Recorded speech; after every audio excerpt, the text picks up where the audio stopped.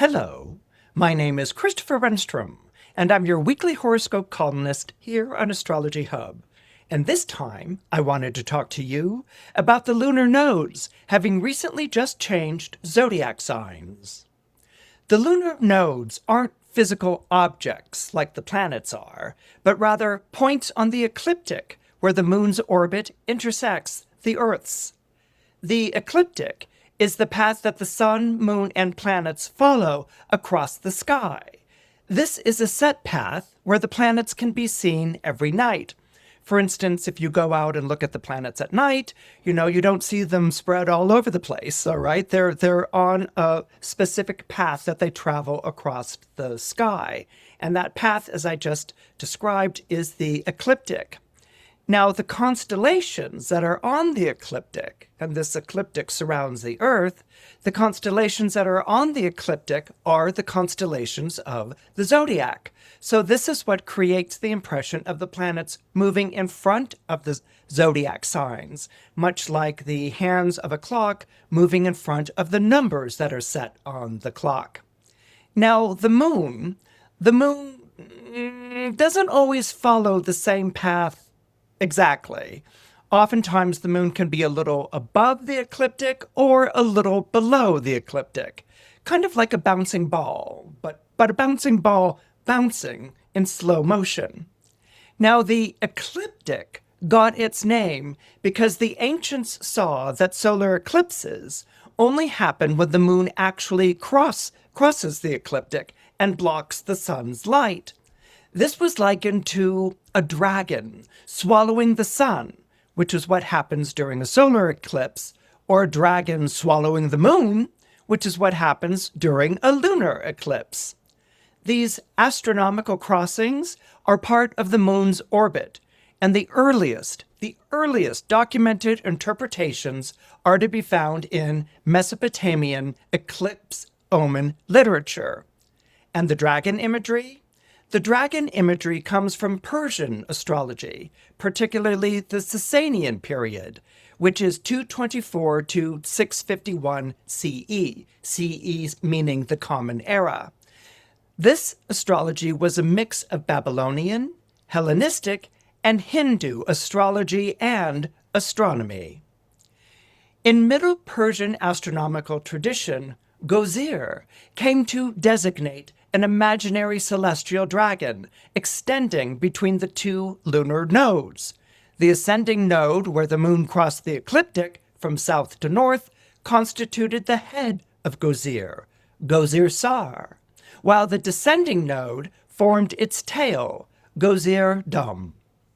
Because solar and lunar eclipses only occur when the sun and moon are near the lunar nodes, Gozir also became closely associated with eclipses.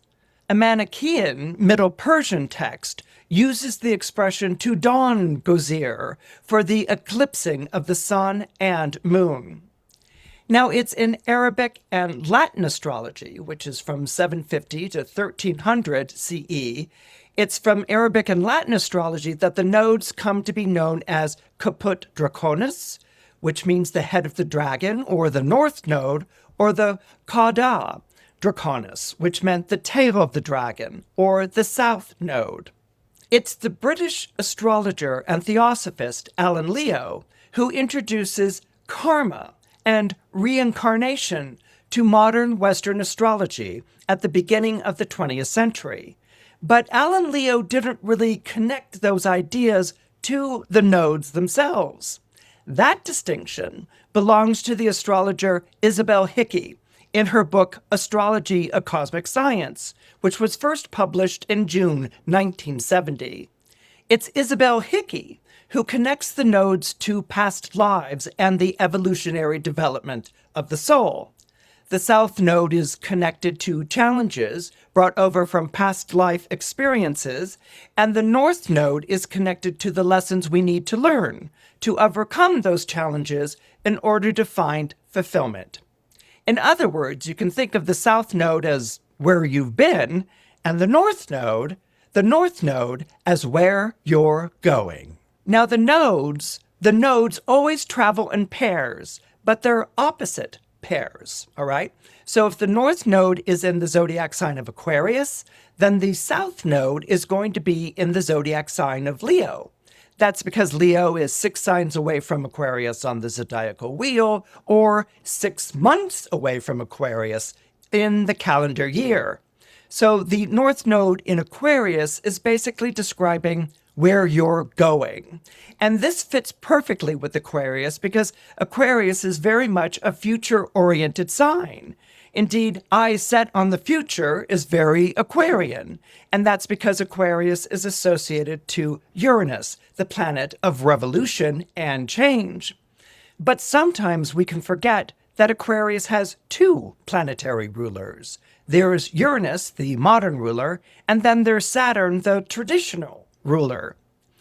Uranus is always looking to the future, and Saturn is always looking to the past. Now, Saturn believes that the best times are always behind us. Okay, so the best times that humanity and civilization experienced in this world are back in ancient times, when we were closer to the gods, when we were closer to life and the cosmos. This was a time of purity. This was a time when humankind lived in close connection to nature. So Saturn regards this as being the golden age, the beautiful period of time before things all went to hell in the handbasket. Uranus doesn't believe that the best times are behind us. Uranus believes that the best times are in front of us, that the best times are yet to come. So Uranus can be very future or very progressive oriented. It doesn't want to have anything to do with the past. It feels like the past is where all the mistakes were made, and it's the future. It's the future that we can make up for those mistakes. We can atone for them. We can correct the history that we've been living, and we can live the life that we were always meant to live all along. So this is the difference between the 2 planetary rulers, Saturn, the past, and Uranus, always the future.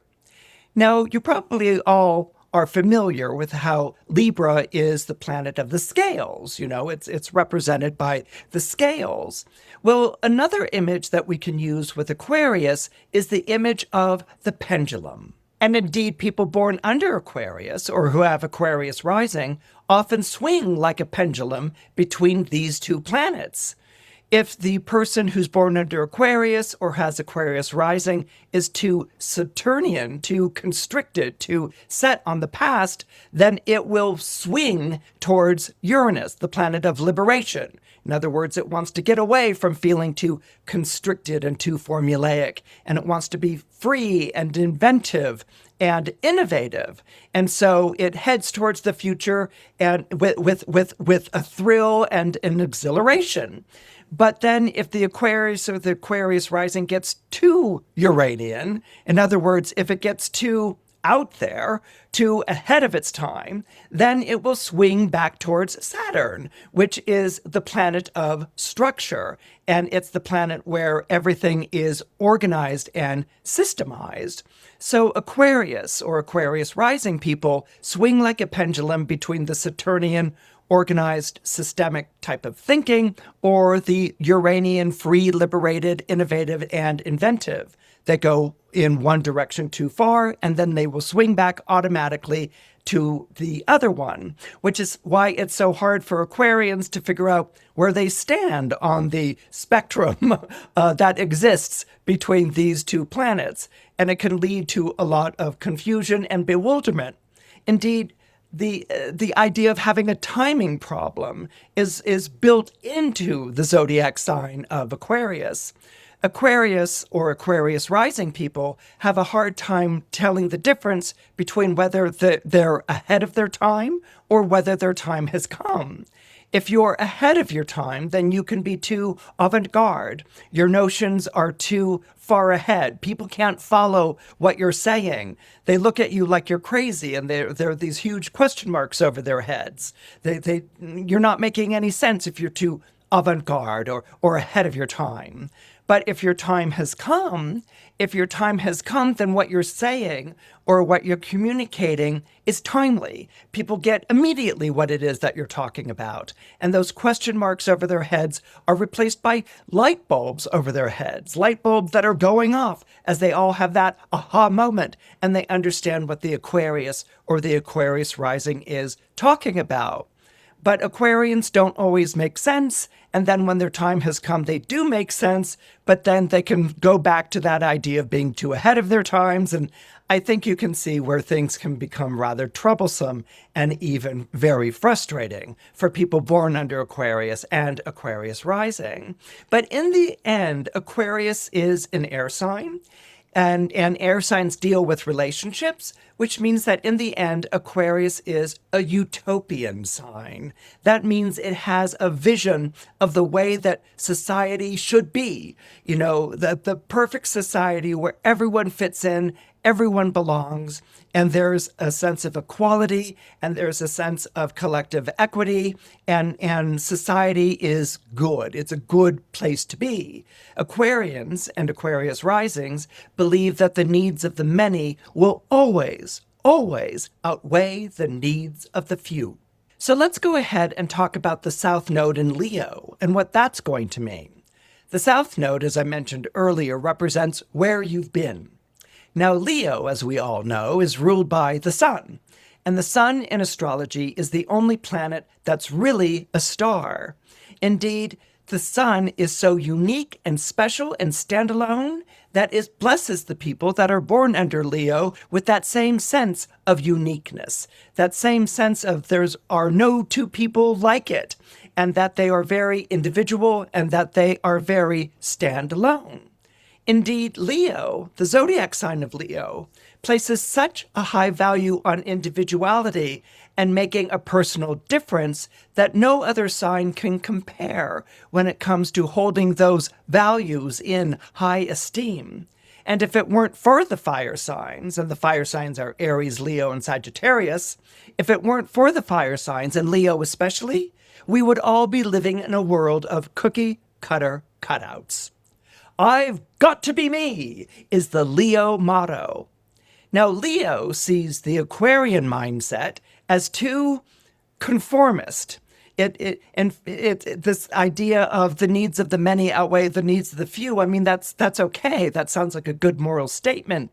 But where Aquarius is going in terms of creating the perfect design for living, you know, a utopian society where everyone belongs, strikes Leo too much as being conformist. You know, if it's a collective, if it's where everybody belongs, then what do you have to do to belong in that society other than to conform to the rules and laws of that society? It calls to mind the old Japanese proverb, the nail that sticks out gets hammered down.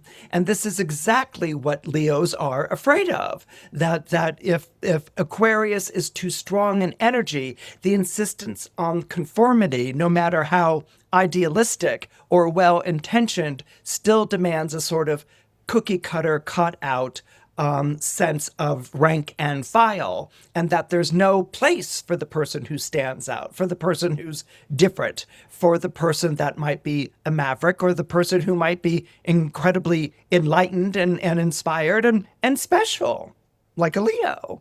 So Leo is often associated with the ego. And ego, for some reason, has some bad associations with it. I mean, we hear the word ego, and you're not supposed to be egotistical or full of yourself, and egos are bad things. But the truth is, each one of us has an ego. Each one of us has an ego, and everyone needs an ego. You wouldn't be you without one. So, what is the South Node in Leo saying? Well, Leo can have a tendency to put limits on things because it lives in a golden orb of light. Imagine that you're a child of the sun, which is what people born under Leo are. Well, if you're a child of the sun, and the sun is the ruling planet of people born under Leo, there is this feeling of living in a golden orb of light. It's always daytime in Leo living. It's never nighttime. The sun may set when we're looking at the sun, but when you're a Leo or living in a golden orb of light, you never set. The light is always on, and you're always burning with heat and vitality. So what can happen with people born under Leo or who have Leo rising is they can have a tendency to put limits on things. And that what that comes from isn't that they're out to limit people or cramp their style or anything like that. But what it is that people born under Leo or Leo rising can be self-referential. In other words, they can say to themselves, well, if I can't do something, how could someone else do it? Okay, and they're more likely to say that to someone else. Imagine for a moment a Leo parent, and they have a child who wants to be an actor, and the Leo parent would be like, well, I wasn't an actor and I couldn't see myself as being an actor. So how could you?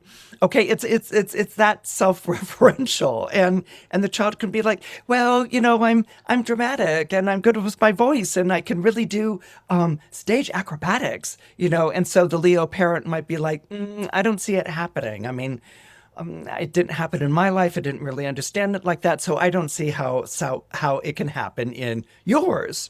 So what can happen? Because what's being limited here is the scope of light that we have in the day. Leos live in this light so that anything outside that light is dark or unknowable or just doesn't make any sort of sense to them.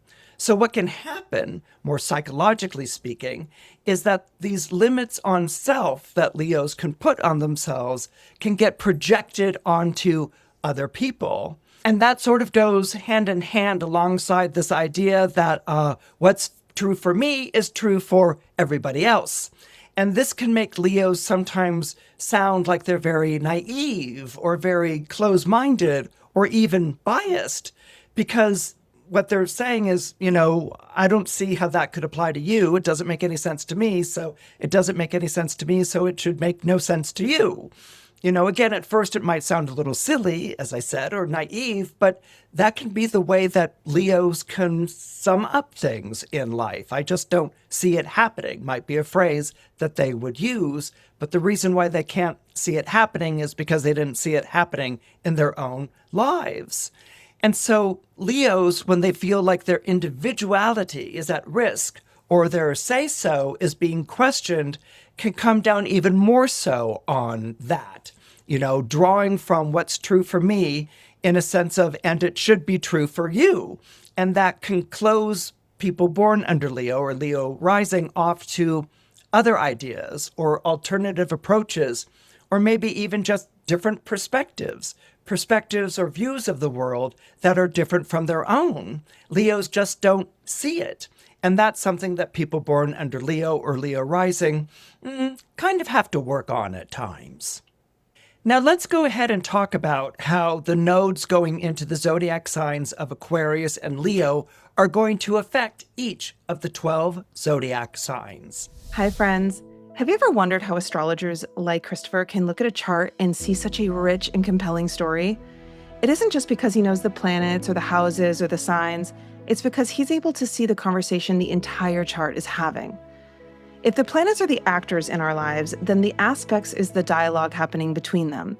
The aspects show the tension, the growth, the turning points, the harmony that exists between them. In Georgia Stavris's Essential Aspects course, you'll learn to hear these conversations for yourselves, so your chart interpretations become richer, more meaningful, and more alive.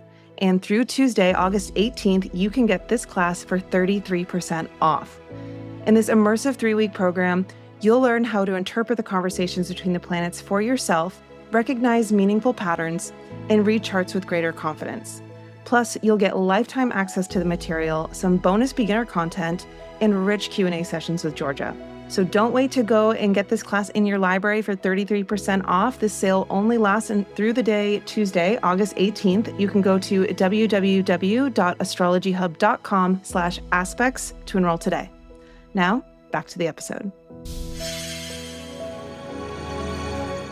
For people who are born under Aries or who have Aries rising, the North Node being in Aquarius and the South Node being in Leo is going to be really beneficial for you. The reason it's going to be beneficial for you is because you get where each of these two zodiac signs are coming from. They're kind of speaking your language. Now, the reason the North Node in Aquarius is speaking your language is because Aquarius is an air sign. Air signs are Gemini, Libra, and Aquarius. These are the signs that are all about relationship. These are the signs that are pretty cerebral in terms of their temperament. And these are the signs that pretty much want everyone else to get along. Now, at first, that might not really sound like it's going to be simpatico with an Aries. Aries is ruled by Mars, which is named after the Roman god of war, after all. And so people born under Aries or who have Aries rising tend to do things on their own. And they tend to basically look to themselves and not other people in terms of getting through something, whether they're going to power through something or rise to a challenge or solve a problem. They're not really likely to go to other people to ask for their opinion or support or advice. But when you think about Aries for a little bit, and you think about Mars, the ruling planet, being named after the Roman god of war, then you can't help but think of an army or a militia. Okay, these are people who are fighting together. They're on the same side of a conflict or a problem or a struggle, and they are fighting together. And they are fighting against what is the opposition or what is the enemy or what might be an oppressive or domineering type of entity in their lives, whether it's government or bully on the playground or just maybe a enemy country or something along those lines. So that idea of banding together, that idea of banding together in an army or a group is something that actually Aries does really understand. And because Aquarius is the air sign that we most associate with a group of people, this is something that Aries understands. Another thing that's creating an understanding between the two zodiac signs is that Aquarius is an air sign and Aries is a fire sign. These are elements that get one another. They understand one another. They encourage one another. Air and fire are both regarded as being masculine elements in astrology, or another way of putting it might be yang elements, and they're very much associated with being empowered, with being energized. Actually, they're very much associated with being energy in a sense. They move things. Okay. And air and fire can come together, like, for instance, a hot air balloon. You know, you step into the basket or the gondola and you turn on the gas and then the flame comes on and the flame inflates the balloon and the balloon lifts up off the ground and you're flying. Okay. So this idea of flight, this idea of energizing, this idea of empowering is very much an air and a fire sensibility. And the two of them complement one another. They encourage one another. And they bring out, the air brings out more of the fire, and fire brings out more of the air and air. And they come together, and this is a good and energetic thing. So what can happen here with Aries forming a sextile to the North Node in Aquarius, if the North Node is where you're going, then you might be going through a period of time, if you're born under Aries or you have Aries rising, where you're combining forces with other people. You know, maybe you're part of a team. Maybe you're part of an army or a militia. Maybe you're part of a project, a group of people who are brought together by common interests, who might be struggling to make the world a better place, or might be struggling to understand pottery in a pottery class. Okay, but here's this idea of coming together with other people that you might not have come together with otherwise. You know, these aren't kin. These aren't necessarily your neighbors or friends or acquaintances. These might be people that you are drawn to because you have interests in common. You have common interests. And being an Aries and your ruling planet being Mars, you might sort of feel like a foot soldier in the cause here, like people are coming together and they're upholding, you know, a good cause, or they're making pottery or macrame or something like that together, and this is a good thing, and everyone belongs in this group. And so this is something that's going to make you feel understood and like you can create or think or work with other people. And this is a good thing for Aries. and people born under Aries and Aries rising. So then we go ahead and we look at the South Node in Leo. The South Node in Leo is forming a trine to Aries, so this is actually a good thing. This means that Aries can let go of things from the past. If we go back to Isabel Hickey's interpretation of North and South Nodes, South Node is basically the baggage you're bringing with you that you don't want to be repeating in your life, and the North Node is going to show you how not to repeat that. Okay, so what might be sort of baggage that would come from a South Node in Leo? Well, the baggage might be the idea of individuality and standing apart. Now, again, that's not going to really be seen as a negative thing if you're born under Aries or have Aries rising, because you're a fire sign, so you're very spirited and you're very individual. But where it might show up is if you're trumpeting the accomplishments of a group or you found a project that you really believe in, you might, in Aries fashion, want everyone to be on board. That this is exciting, this is good, it serves a good cause, everyone should be on board. And so what happens to the people who aren't as on board? Okay, what happens to the people who disagree with the way that things are being done in the group, or the people who are slowing the group down, or who are whining about all the hard work that has to be done by the group, or maybe aren't even putting in their fair share? Okay, as an Aries or an Aries rising, you might get angry at that. Okay, you might be sort of like, why are you not doing your fair share? Why are you being lazy? Or this group stands for wonderful things and higher principles. Why are you complaining about it? Or why are you laughing with a friend in the corner? So this might bring out the more Marsy side of you. And that Mars side could come out in terms of enforcing the will of the group, the way that things should be done. That you might take it upon yourself to break up the laughing that's going on in the corner. You might take it upon yourself to get the people that you think are lazy up and moving. Come on, let's go for this. Or you might be chastising people for having a different opinion or for not espousing the principles of the group. There can be a sort of sergeant of arms quality that can come out here. Aries is, at the end of the day, a good soldier. But sometimes what can happen when you get the South Node energy going here is that you can become an enforcer. You want to make sure that everyone's on board. So what you want to do during this period of time that the South Node is traveling through Leo, and the South Node will be in Leo for 1.5 years, what you want to do during this period of time that the South Node is in Leo is work on your tolerance of difference.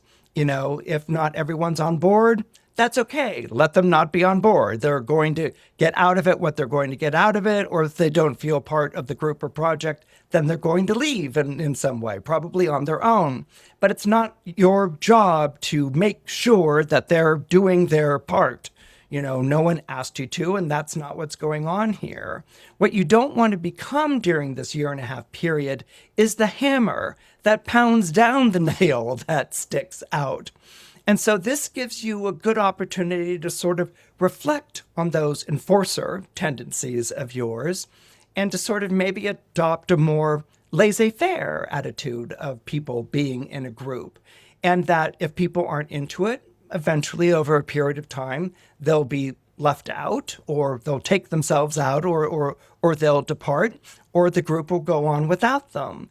But it's not up to you to make sure that everyone's exhilarated, everyone's excited, and that everyone's adopting the proper discipline, focus, and approach. That's something that's up to the group. That's something that the group will take care of, which is pretty much what appealed to you about joining this group in the first place. If you're born under Taurus or you have Taurus rising, you're going to be having some difficulties during this 1.5 years that the North Node is traveling through the zodiac sign of Aquarius and that the South Node is traveling through the zodiac sign of Leo. Now, why are you going to have issues with this? Why are you going to have problems with this? The reason you're going to have problems with this in particular is because these are two zodiac signs that square you. Okay, they're fixed signs just like you are, and they have very different ways of approaching things than you do. You were born under Taurus, or if you have Taurus rising, you will always subscribe to the idea of hard work. Okay, you work very hard at what you do in life, and you're very industrious, and you do what you're told, and you get things done. And basically, you've developed a way of working over a period of time, which is a good way of working. You know, it's very consistent, it's very systematic, people get it, and you get results. The job gets done. And so you like that. That's a good thing.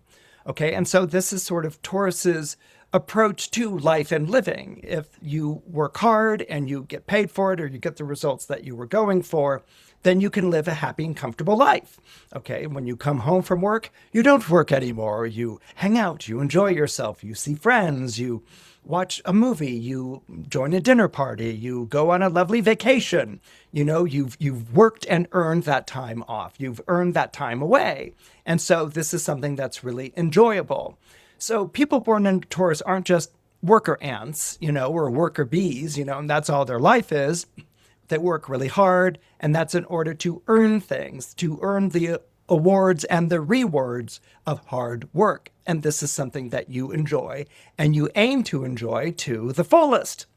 Now, when we've got a North Node in Aquarius and a South Node in Leo, and Taurus squaring the two of them, this is said to be at the bendings. In other words, your sign squares the two nodes, and it feels basically pulled in two directions by these two nodes. Let me sort of unpack that a little bit more for you. When you have a North Node in Aquarius, and particularly if you have the North Node in Aquarius, that's going to show up in your solar horoscope in the 10th house, then you're going to be pulled to the direction of doing things better than the way that you are doing them right now. In other words, the North Node in Aquarius raises your sights. This is something that Aquarius is always doing. Aquarius wants things to be higher than they are before. There's a higher self, there's a higher mind, there's a higher consciousness. Aquarius is always looking up to heaven. Aquarius is always looking up to the stars. This is Aquarians' orientation. This is their tendency. This is what they feel like they've been put on Earth to do, is to bring out the best in everyone, to reach for the stars, to live according to eternal truths and higher ideals. When you're a Taurus or a Taurus rising, that sounds really fancy and it sounds pretty good, but, you know, at the end of the day, you have to get things done and take care of things in life so you can go home and enjoy a really fun time with friends and family and loved ones, okay? So you're into improvement, but not improvement that's just kind of open-ended, or where is this leading, or it's good for all of humanity, or anything along those lines. You believe very strongly and very powerfully that everyone should take care of themselves, you know, and this is an earth sign sensibility. It's something that's shared by Taurus, Virgo, and Capricorn, that people are capable of taking care of themselves, and they should be set up in life so that they can do that to the best of their ability, and they should work hard and honestly for that. And basically, taking care of yourself is seen as a sign of autonomy. And it's also seen as something that you respect. You know, the way that someone takes care of themselves, or the way that someone works, or the way that someone approaches life. Indeed, that idea of kind of minding your own business could also be very Taurian. You're not going to go and tell other people what to do or how to live their lives. I mean, you've got your way of how you're living your life, but, you know, that's their business. That's things that they're taking care of on their side of the fence, which can be a very strong Taurian sensibility. But with this North Node in Aquarius so high up in your solar chart, you're feeling like you should reach for something higher. Even if you're totally happy with your life, okay, you might be feeling a pressure to reach for something higher, to make changes in your life that bring in a broader or a more collective point of view. And again, people born under Taurus may have a hard time with that, because it's the idea of like, don't mess with my stuff. Okay, like, this is what I earned, this is what I built for myself, and, you know, leave it alone. Just because I built these things for myself doesn't mean that I should start giving them away to other people or something along those lines. I mean, Taurus kind of can have a problem with sharing. because Taurus can be very territorial or very possessive, so it doesn't really want to share. Taurus will provide, which is a different idea from sharing. Taurus will absolutely provide and shelter and show you how to do something. But the idea of just giving someone something, or sharing what you worked hard for with someone, that's something that can really be uncomfortable for people born into Taurus. If someone says, "Oh, that's a great sweater. Can I borrow it?" Taurus is like, they're pulled in two opposite directions, because the Venus part, Taurus is ruled by Venus, wants to share, but the Earth part is like, get your own type of thing. So what Taurus will often do is, instead of lending the sweater, which is like an impossible thing for a Taurus to do, lending is like, they'd rather go out and buy someone their own sweater that they can have. And so Taurus doesn't have to worry about when they're going to get it back or what shape it's going to come back in. So this idea of doing things for the good of everyone in a sort of collective way, without people being held accountable for what they did in terms of their part or giving their best effort, that's something that Taurus can have a hard time wrapping their mind around. But nevertheless, the North Node in Aquarius is asking you to do exactly that. Now, when we go and we look at Leo, okay, which is where the South Node is going, and the South Node is passing through the bottom part of your chart. It's passing through the root of your chart. What this is indicating is that there needs to be a change in the way you think, in the way that you feel, in the way that you... It's not a change in the way that you think. It's change in the way that you think about people, in the way that you feel about people, that you might have gotten very set in your ways recently. And so as a Taurus or a Taurus rising, you may feel like the way that you do things is good and you don't want it messed with. You don't want it being changed. You don't want it, want people picking it apart or something. People born into Taurus or Taurus rising can have a very powerful reaction to change in terms of resisting change, because it's this feeling that people are just changing things for change's sake, or because it's hard and they want to make it easier or more convenient, and Taurus can be like, I'm not into that.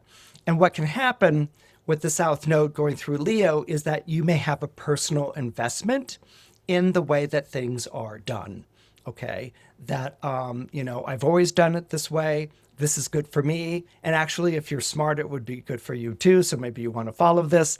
And as a Taurus or a Taurus rising, you've probably set up a situation for yourself in life where people are working under you, or if they're working with you, they're pretty much doing it your way. Okay, because your way is efficient. It's good. It produces results. It gets things done. And so you feel really good about this. What might be happening is that maybe people are having differences with it. They're having issues with it. They feel like it's been done the same way too long or too consistently, or it's taken away creativity or innovation, something like that.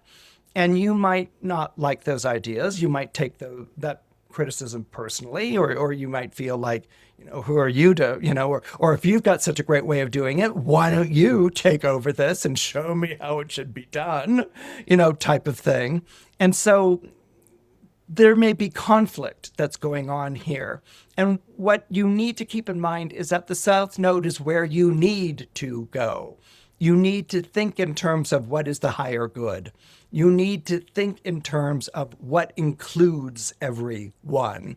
You need to think in terms of innovation and invention and trying something new. And what you might need to get away from, or, you might see as a negative pattern of habit that's following you into your life. What you might want to question is this, it's my way or the highway type of mentality, that, you do things like the way that I do them, or you can get lost. And so that might be things that are coming up for you over the next year and a half, that the South Node is moving through Leo. This could show up in the workplace.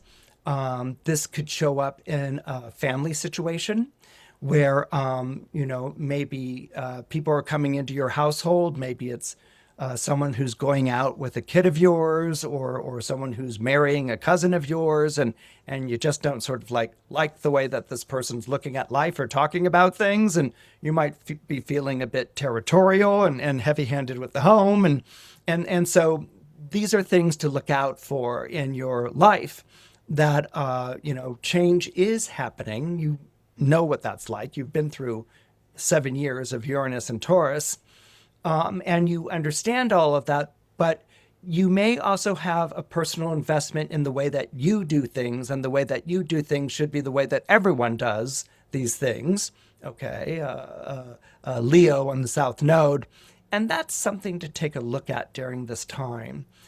You can gradually come to an understanding of how to incorporate all of this, but as was said before when we were talking about the North and South Nodes, the lessons of the North Node might be a little bit difficult for you and might be a little alien for you.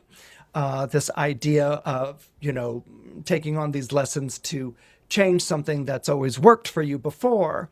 And so if you can find some humor, and if you can find some curiosity, and if you can sort of not see it as being a personal challenge to you, but just another way of doing something, and sort of have an open mind about it. Doesn't mean you have to agree with it. Just have an open mind about it so that you have more of a conversation rather than resistance. Then I think that you can find this period of time of the North Node moving through Aquarius to be incredibly enlightening and even refreshing. If you're born into Gemini, or you have Gemini rising, this period of time when the North Node is moving through the zodiac sign of Aquarius and the South Node is moving through the zodiac sign of Leo, this period of time is going to be a wonderful period of time for you. This period of time, by the way, lasts another year and a half. The reason why it's going to be so good for you is because the North Node in Aquarius, and the North Node is basically where you're going in life, the North Node in Aquarius forms a trine to your own zodiac sign, Gemini. Gemini is an air sign, just like Aquarius is an air sign. And when you have a trine, that is unconditional support that's going on between the two signs. They're completely in one another's corner, and there's no question, no doubt about it. So if the North Node is where I'm going in my life, you're being drawn to a brighter future, a better place, a better way of living. This is what's being shown to you right now, with the North Node going through that part of your solar chart that's we often refer to as being the ninth house. And the ninth house is the idea of getting out in the world. It's the idea of getting out into your future, getting away from the things that the familiar routines, the familiar ties, and trying something that's completely new and different. The ninth house can even feel like a calling of a sorts, that you're feeling this calling to leave what you've known and to try something new and different. And this is what you're going to be feeling during the period of time that the North Node is traveling through Aquarius. There may be new people in your life. New people may be bringing new opportunities in your life. You may be presented with an opportunity to create a world the way that you think it should be. Now, that sounds a little cosmic, but let's say you're given a project, and the person who's given you this project or signed this project to you says, you know what? Go crazy with it. Do whatever you want with it. We're going to make these resources available. These people are here on hand to give you information if you need it. You have carte blanche. You can do whatever you want here. We're going to support you in everything that you want to do. And so that might be a project. That might be a class that you're teaching. That might be a home that you're designing or packaging or selling. So that's what I mean by you get to create the world that you want. That could be a company, that could be a neighborhood committee. You're being given the carte blanche and the support of everyone's there to basically go and realize your vision. So what is the South Node in Leo going to do? The South Node, as we've discussed before, is about what you're leaving behind. It can even be this idea of past baggage or past patterns that you're leaving behind because they've been holding you back. They've been getting you down. You don't need these things in your life anymore. And so what you're leaving behind as you move towards your future is probably your past, right? And what I mean by your past, I'm not saying that you're adopting an entirely different name and changing your hair color and living your life as Lily. Okay, so I'm not saying that, but you're leaving behind what's familiar. That might be the familiar routines. That might be a set lifestyle. That might be friends and acquaintances, even time with loved ones. You're leaving this behind and going to a different place. And what you might be saying to yourself and even them is, I'm not like that anymore. It's sort of like, you're hanging out with your buddies and they love to go to the steakhouse and all of a sudden you show up one day and you're a vegetarian, and they're kind of like, huh? When did you become a vegetarian? And you're like, I become a vegetarian because I just feel like I want to do something for my body and it feels like more clean and healthy way of living. And they're like, oh, okay. Well, like, what do you order? A salad or something? It's like, no, maybe we can go to a vegetarian restaurant. Maybe you guys would be interested in that. I'm like, I don't know. And so maybe they go to the vegetarian restaurant with you, or maybe you go to the steakhouse and order salad and something like that. But over a period of time, your friends may want to get you back to the person who went to the steakhouse with them. They might be like, okay, live and let live. And it's great that you're a vegetarian, but they might be like, don't you miss steaks? Don't you miss burgers? Don't you miss, eating like that? And you might be sort of like, well, no. And you're trying to stand up for a new way of living.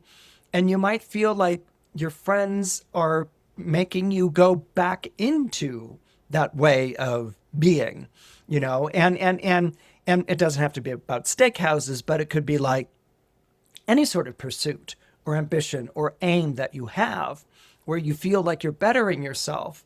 And you might be surrounded by people who say, I don't see it. That's not you.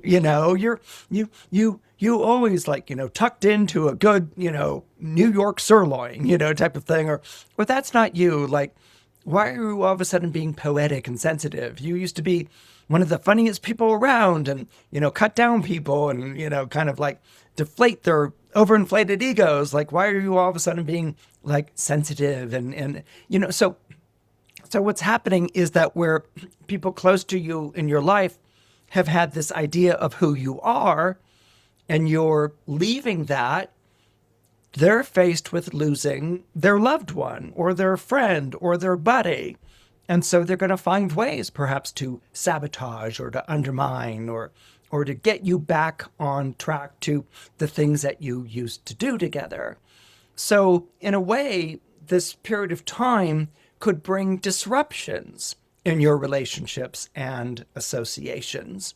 You're not like you used to be, and you're no fun, or why are you doing this?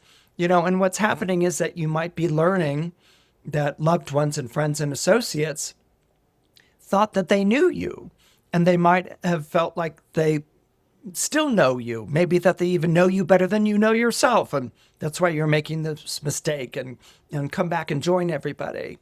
So this could be a period of time of disruption. And this could be a period of time of difficulty. And so you might find yourself at different times over the next year and a half having to choose who you want to fraternize with, who you want to hang out with. You might be drawn more to the people who are connected to that future vision you have of yourself or that calling that you're following or the way that you think that things should be. You might want to be more with them because they're supporting you in it. They see you doing this. They think it's really great, and so you might be spending less time with the people who thought they knew you better than you know yourself or who feel betrayed by you in terms of a friendship or association. How can you leave our table at the cafeteria and go hang out with the chess club group? Come back to the cheerleader table or something like that. I don't know. But But it's like, how can you leave? Why are you leaving the football club to go join the drama club? It's like, come back to the table here, and that can bring conflict. But because the North Node is always talking about where you're going, you're right to pursue new paths. You're right to pursue new ideas and a new notion of yourself, a new expression of yourself than you've had before. And if that means leaving people that used to know you, that's fine. I'm sure it's not going to be forever. They might find a way of reconnecting with you again. And if they do, that's great. You don't always have to agree on everything, but the friendship may be what's important. The relationship may be what's important. And if it doesn't work out like that, then it basically kind of means that the time of the friendship or the time of the association has come and gone, that you're no longer a part of one another's lives. And that's not a bad thing. It just is basically a testament of life and growing. But what's important is that you commit to growing and not feel like you have to hold yourself back in order to make other people feel comfortable or to be part of a group that perhaps you've outgrown. If you're born into Cancer or you have Cancer rising, this period of time that the North Node is passing through Aquarius and the South Node is passing through Leo, this is going to be a bit of a problematic period for you. Now, I'm intentionally using the word problematic. That doesn't mean bad, that doesn't mean disastrous, and that doesn't mean catastrophic. What it means is problematic, that you're going to be facing certain challenges, certain problems, certain issues, and that you're going to be asked to change the way that you approach them and even understand them. Now, the thing that we're dealing with these nodes is that they're going right across the solar chart and have to impact your money houses. Okay, so the nodes are passing through the house that rules over the money you share with others, and it's passing through the house of the money that belongs to you. Now, the money that you share with others is basically referred to as the 8th house in astrology, and it's the 8th house of the solar horoscope that I'm going to be addressing. Now, that could be money that you owe people. Debt is one of the things that's associated to the 8th house. It could be money that you owe other people, or it could be money that's owed to you from other people and that you're having a problem or difficulty collecting that. But what's happening here is basically there is going to be an increase in your financial obligations. Okay, in other words, there's going to be an uptick in the demands that people are making on you financially, or the demands that people are making on you to take care of them. Now, that doesn't mean that you're going to be, facing people in your life who are standing arms akimbo and saying, like, take care of me, and I want to be taken care of right now. That's not what's going on. But you may be dealing with people who are going through some sort of financial hardship, or some sort of period of time in their life where they really lean on you, where they really need you, where they really rely on you. And so you may feel in a way out of your depth, you may feel like, you want to be there for them, and that's great. And you are there for them emotionally, but you might be questioning whether you can be there for them financially. And that's what I mean by out of depth. There was an interview that I was hearing the other night where this woman was talking about how she had gotten into financial debt. And she said, I was fine, but then this 1 year took place last year. She was referencing, my mother came to live with us, and, we had 2 children, in our family. Like, they had had a child before, but she and her husband had had a child before. And there was another kid that was coming into the household. And so there were financial obligations. They had gone from a household of maybe 3, the 2 parents and a child, to a household of 5, another child and a mother or a mother-in-law. And so there were financial obligations, and the strain and the stress was starting to show. And so basically, I'm not saying that this is what's happening in your life, but you may be feeling like you're in a situation where you're carrying more obligation, you're carrying more responsibility than you're used to. And you may feel put upon during this period of time, and you may feel like it's all on you. Now, you might be wondering, okay, isn't the North Node supposed to show like where I'm going and what lesson I'm supposed to learn in life? I mean, like, what's the lesson here? Well, the lesson here is a very complex one because the relationship between Cancer and Aquarius is very complex. It's not a relationship that's easy to understand or get. And that's because Cancer and Aquarius don't make what we call a Ptolemaic aspect to one another in astrology. They don't form a conjunction, they don't oppose, they don't square, they don't trine, they don't sextile. Okay, in fact, the word that we use here is quincunx. And so what it is that something's being communicated to you that you don't really get. Okay, you have a response to it, but you're not really getting what's being said. And so with financial obligations and feeling put upon and like it's all on you, your response, for instance, during this period of time might be to take on more of a parental role, you know, and what I mean by parental role, it might be like, okay, this is all on my shoulders.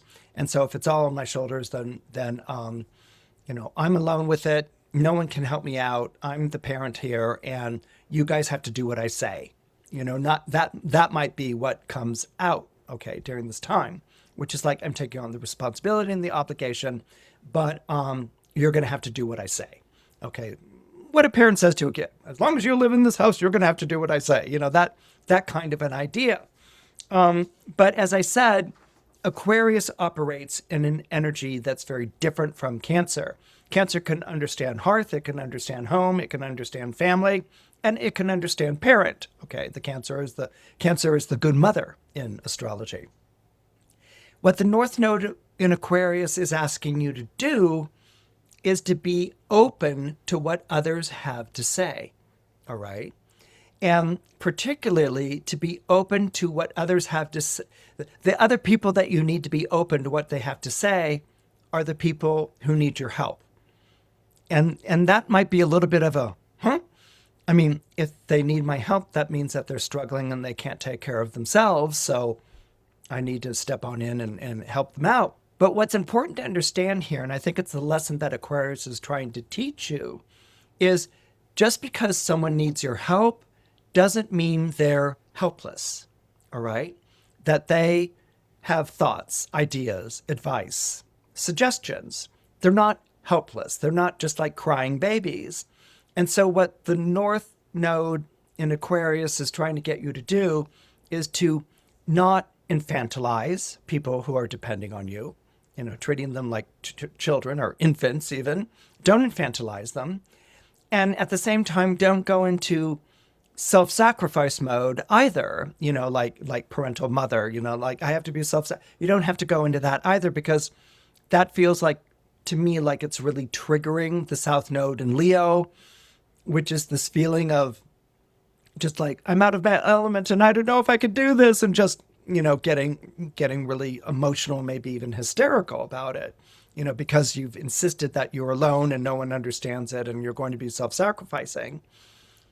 Just because you're taking care of someone doesn't mean that they can't participate in their own care, you know. So I think if people are going through an emotionally hard time or financial hard time or something along those lines, what you kind of want to do is co-pilot with them.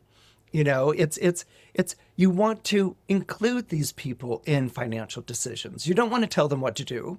You want to include them in financial decisions. Ask them what they see as being sustainable, or ask them what they see as being affordable, or how they want to approach an issue or problem. Include the people who are relying on you in the financial decisions that you're making.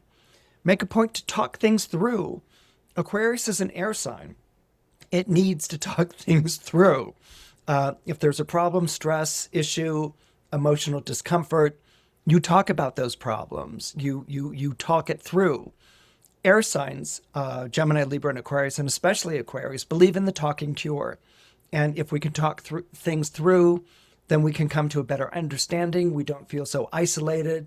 We don't feel so alone, and we don't feel so angry or afraid, And so if you can include the people who are relying on you in financial decisions, if you can talk things through, if this is finances, study numbers dispassionately, without, study the figures and not the feelings, or analyze the figures and keep the feelings out of it, which is also a very Aquarian thing, then I think that you will find that you and your partner or the people who are relying on you will wind up making very wise and sustainable decisions.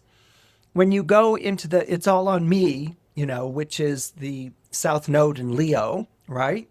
It's all on me, and I'm flipping out here, and I'm just, there. This is the South Node energy, and it's being personally invested in finances.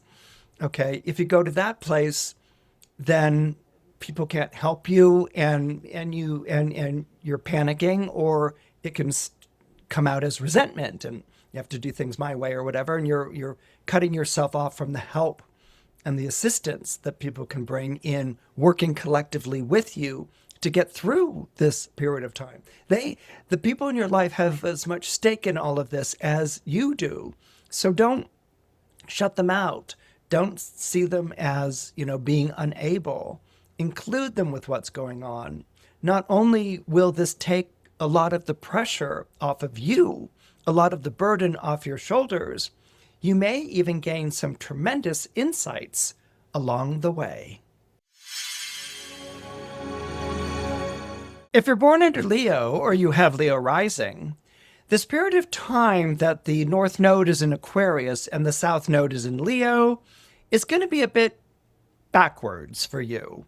Not backwards in a retrograde sense, like when a planet is moving backwards in the sky, or retrograde as in returning back to something. It's going to be backwards for you because you're trying to figure out how to move forward. Okay, it's everything is being seen in reverse.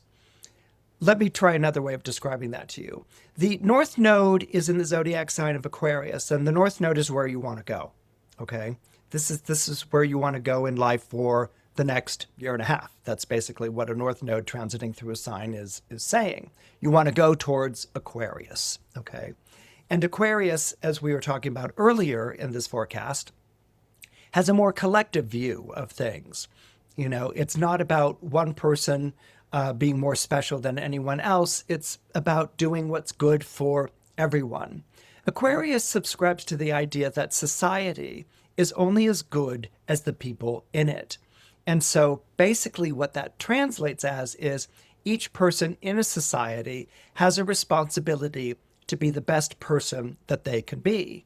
And if they're being the best person that they can be, then that society is improved. It's made a better place.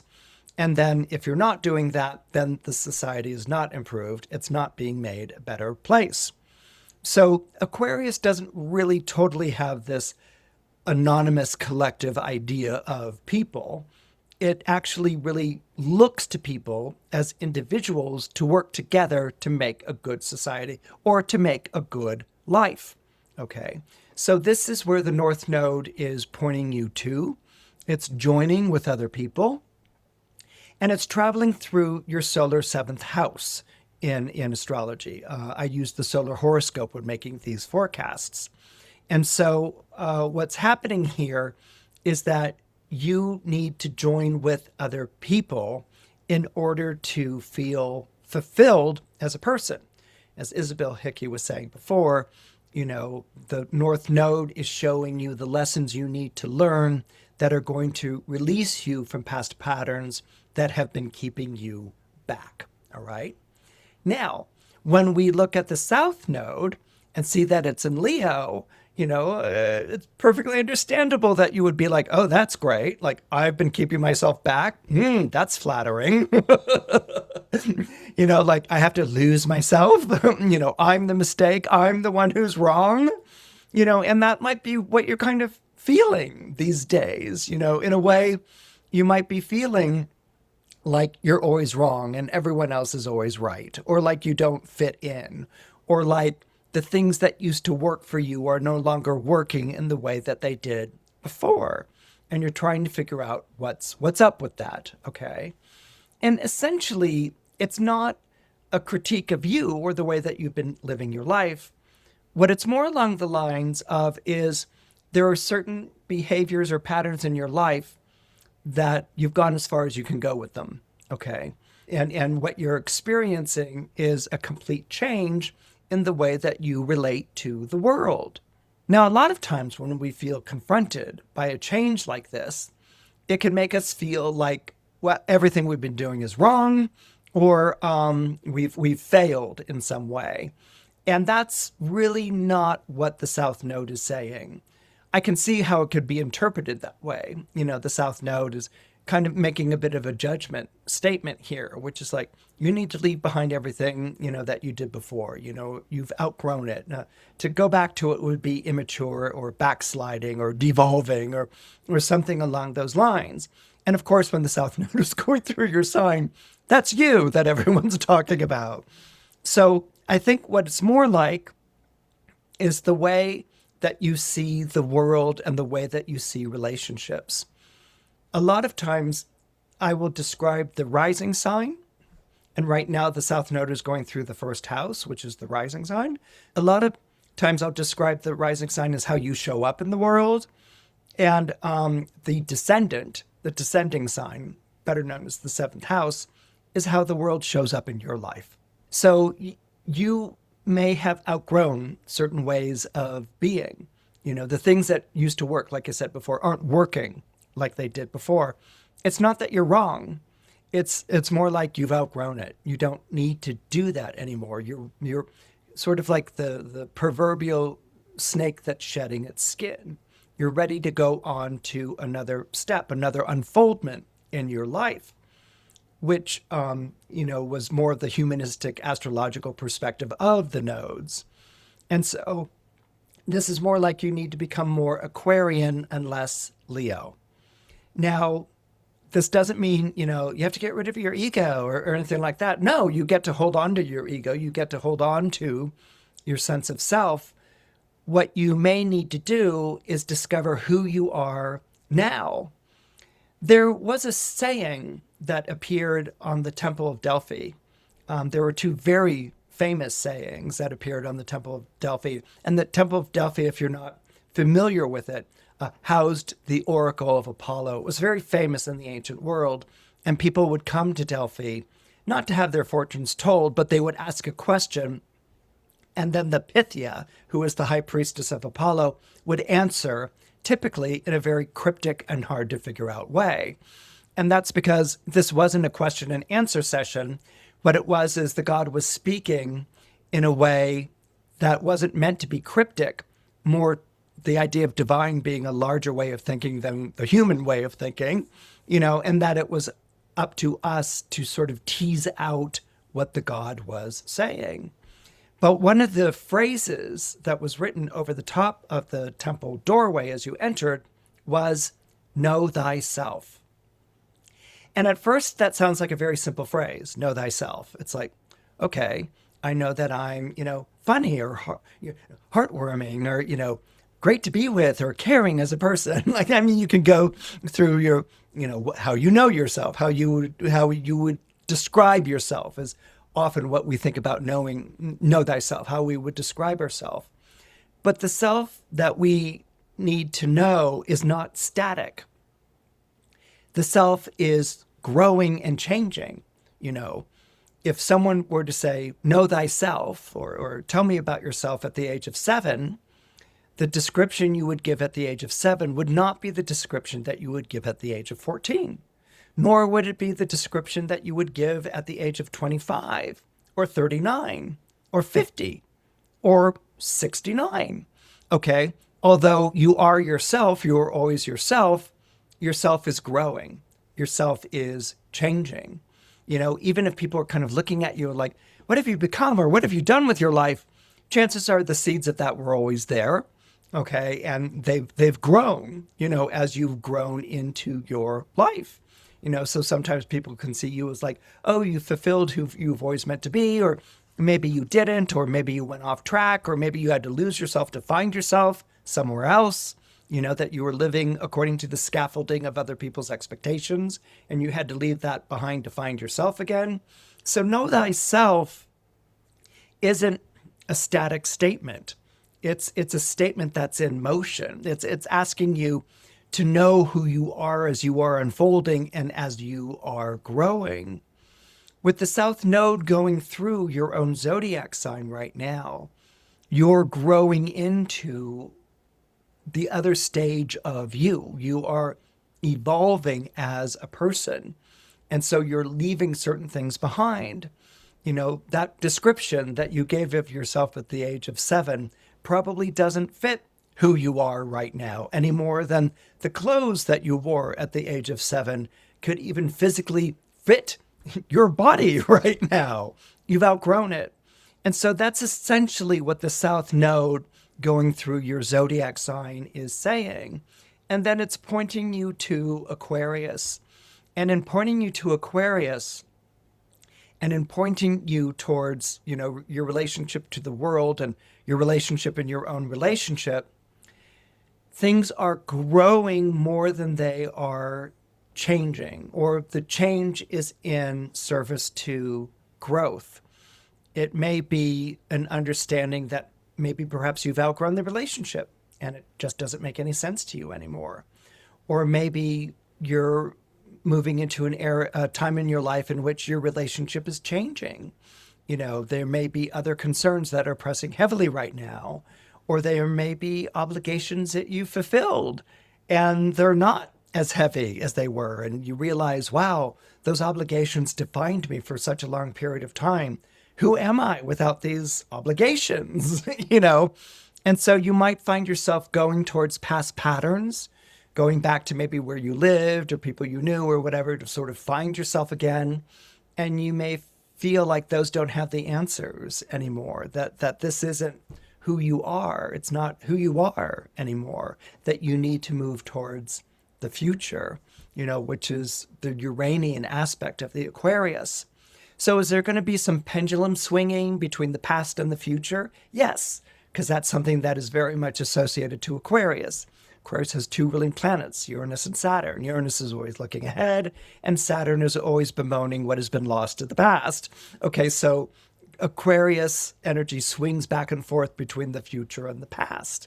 And so you may also feel like you're being torn in those 2 different directions, but you're not being made to decide, because ultimately the North Node is saying you want to go to the Aquarius. You want to go forward out into the world and into a more future sense of yourself. And it's almost kind of like future is now is the phrase I would share with you. Your future is now and you're living in it, And so this is what the North Node in Aquarius is going to be orienting you towards. And you will see a change in friendships and relationships and associations. And you might even feel a bit lost. You might even feel like they have a clearer idea of where you need to go than you do. And that isn't a bad thing.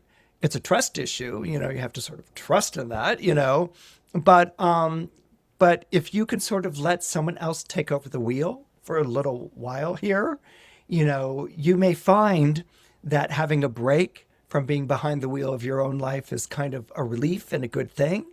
And that you're even learning things that are new, so that when you come back behind the wheel again, maybe you're sharing that wheel with someone else, but you certainly are going to have a much more enlightened and refreshed perspective. Now, if you're born under Virgo or you have Virgo rising, this period of time when the North Node is traveling through Aquarius and the South Node is traveling through Leo, it's going to be a bit of a problematic period of time for you. Now, remember that the nodes spend 1.5 years traveling through a pair of opposite signs. So the North Node will be in Aquarius and the South Node will be in Leo for 1.5 years. So it's not the rest of your life or anything like that. But nevertheless, the North Node does show where you're going, and the South Node shows where you've been. So where are you going? Well, where are you going? Let me go ahead and unpack it here for you because it's very complex. Anytime we're dealing with zodiac signs that form a quincunx to our own sign is always going to be very complex. It's not going to be an easy thing to describe, meaning facile or simple to describe. It's something that you sort of have to unpack bit by bit. And the reason for this is because Virgo and Aquarius don't have a Ptolemaic relationship in astrology. Ptolemaic refers to Claudius Ptolemy, and his name was spelled Ptlomey, I think. Okay. And so Ptolemaic is the adjective of that. And the Ptolemaic aspects are the conjunction where two planets are together in the same place at the same time, and so they're on the same page. There's the opposition, where the two signs are completely polar opposites of one another, kind of like the Democrats and Republicans and the U.S. government these days. There's no reaching across the aisle. It's completely polarized, literally and figuratively.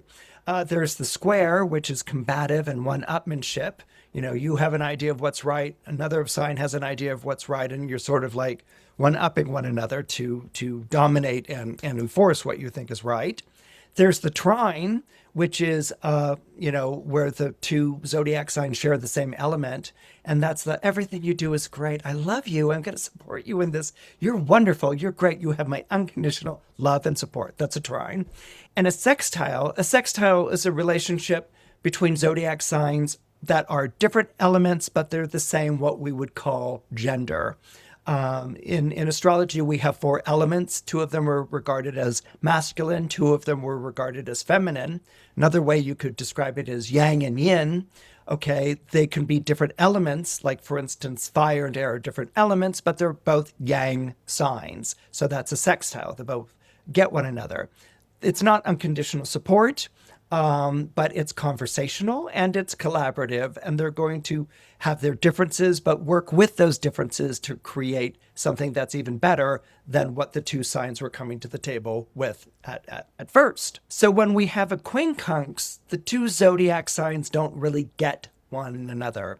They have some things in common, but the signal isn't coming across. The signs aren't understanding each other clearly. It's kind of almost like garbled speech.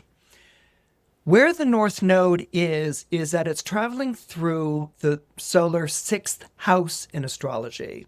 And that part, as a Virgo rising, you get, okay? The sixth house is the house of work and service. It's also the health and body. And these are things that Virgo understands. Virgo is the zodiac sign of work, working hard. It's an earth sign, so it works, just like Taurus and Capricorn do.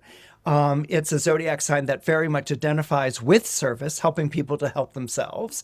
That's a sixth house attribute.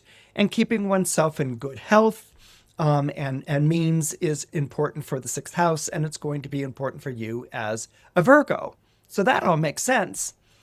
What doesn't make sense is all of this is going to happen in an Aquarian way and not a Virgoan way. Okay, so Virgo is a zodiac sign of work and service, for instance. So it's like, I choose to serve, I'm going to help you, but I'm going to help you to help yourself.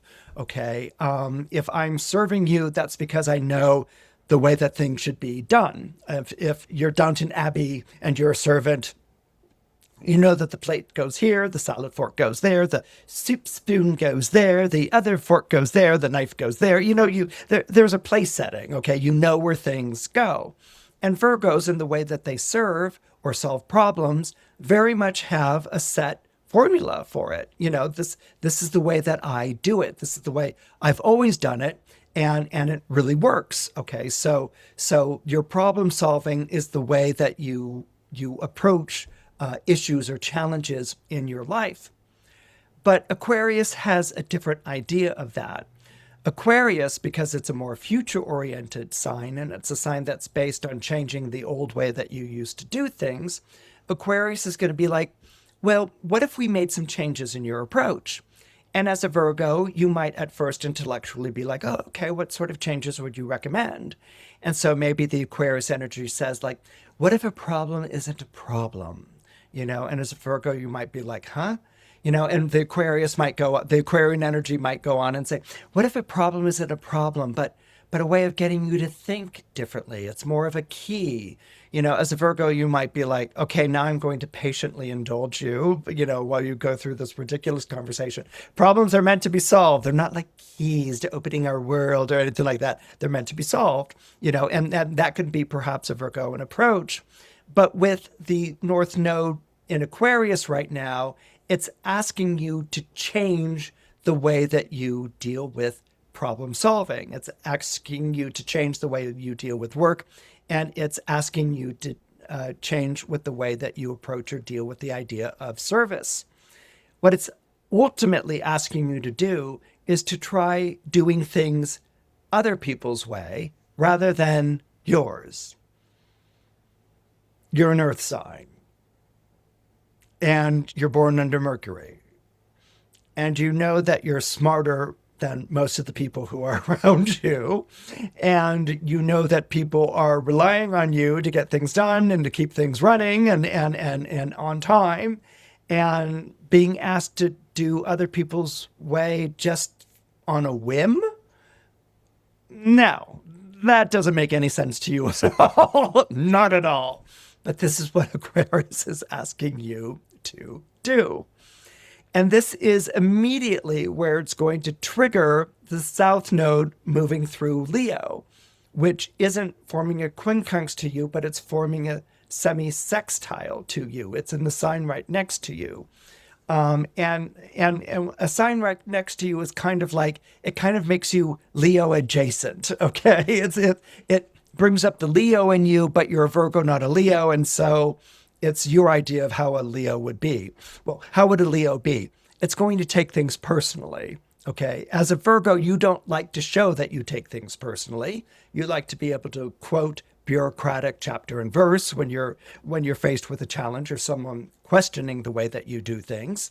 But you've done things a certain way for a long time. I mean, do you believe in improvement? Always. You can always improve what you're doing, but being asked to leave what you're doing altogether, just to try it somebody else's way as an abstract request makes no sense. And moreover, because the South Node is in Leo, you're going to take this perhaps personally, like your feelings are going to be hurt. You may find yourself defending the way that you've done things and really getting very upset as to what's being asked of you. And so it may go from sort of being a laughable matter to something that's frustrating and annoying to something that might have hurt your feelings and make you question your worth to something in which you might even be in open revolt. And so the South Node talks about the things you need to leave behind, the patterns of behavior that haven't been working in the best interests of you, in order to follow where the North Node is. Now, does the North Node in Aquarius say this is the answer for your entire life? No. The North Node in Aquarius, the transiting North Node in Aquarius, it's there for a year and a half, simply says, this is the answer for you now, or for the next year and a half, rather. What's going on here is that it's not about problem solving anymore. The North Node in Aquarius is indeed saying it's looking at problems as posing creative questions, and that you need to explore that. If you're so focused on solving a problem, then a problem has to be something that has to be solved. It's a trouble, it's a problem, it's creating an issue, and it needs to be solved. And so it's taking care of that problem, all right? But let's say the problem is systematic of things that need to be changed more foundationally. Let's say the problem is a sign, not necessarily of the problem itself, but maybe the culture at the workplace, or a way of thinking, or a bias that's being shown up in some way. We might reach for the solution to the problem, but that would be like reaching for the next Band-Aid to throw on a cut, when actually what you may have is something that's a little bit more complex, that it's an issue that needs to be addressed on a larger and a deeper way. And so this is where problem solving falls short. It's not about the solution. And Virgoan thinking can be very much problem solving if you've been in that vein for a long period of time. You know, it's kind of like you're playing ping pong and maybe you played the same opponent and, you know, you always hit back the ball the same way or whatever. And then suddenly your opponent tries a new move on you and you're like, whoa, what happened? You know, so this is what's happening here. Like you're being thrown a new move and you're being shown how you can play this game differently, that it's not just call and response, problem and solve, that it's about looking at things more deeply, more in terms of the bigger picture, because Aquarius is always about the bigger picture, more perhaps systemically. And instead of that being bewildering or overwhelming, you may find if you let yourself get into that headspace that this is actually really thrilling, you know, because it's generating those more creative impulses of you. You know, problem solving can be call and response, but what if, you know, the problem indicates a new way of going, a different way of looking at things? This can become really thrilling and exhilarating for you as a Virgo. You know, of course, you're going to want to reach a solution to it, or at least a temporary fix along the way. But if you can see how this is leading on a longer journey and a more enriching one, then I think that you can find this time that the North Node is traveling through Aquarius perhaps perplexing and annoying at first, but in the long run, so deeply engaging and fulfilling of parts of yourself that you might not have given as much credence to before, but that you're definitely giving credence to now. If you're born under Libra or you have Libra rising, this period of time that the North Node is moving through the zodiac sign of Aquarius and the South Node is moving through the zodiac sign of Leo, this is going to be a wonderful period of time for you. Now, the reason for this is because Aquarius, which is where the North Node is right now, is an air sign, just like Libra is an air sign. And so basically, you guys get one another. You understand where Aquarius is coming from, and Aquarius definitely understands where Libra is coming from. And that describes what we call in astrology a trine relationship. A trine relationship is a harmonious, supportive relationship that exists between two totally different zodiac signs, but they share the same element. So there's a built-in simpatico. There is unconditional support. You enjoy one another. You learn from one another. One sign expands on the other sign's point of view, and you're always in that zodiac sign's corner. So what the North Node in Aquarius is asking you to do during this period of time is basically to open your heart. It's traveling through that part of your solar chart that's associated to delights. It's associated to arts and entertainment. It's associated to love and romance and children, the things that give you joy and pleasure in life. And what it's showing you is basically you need to move over to this area of your life and bring that more into balance with the other area of your life. Okay, we'll get to the other area of your life in a quick moment.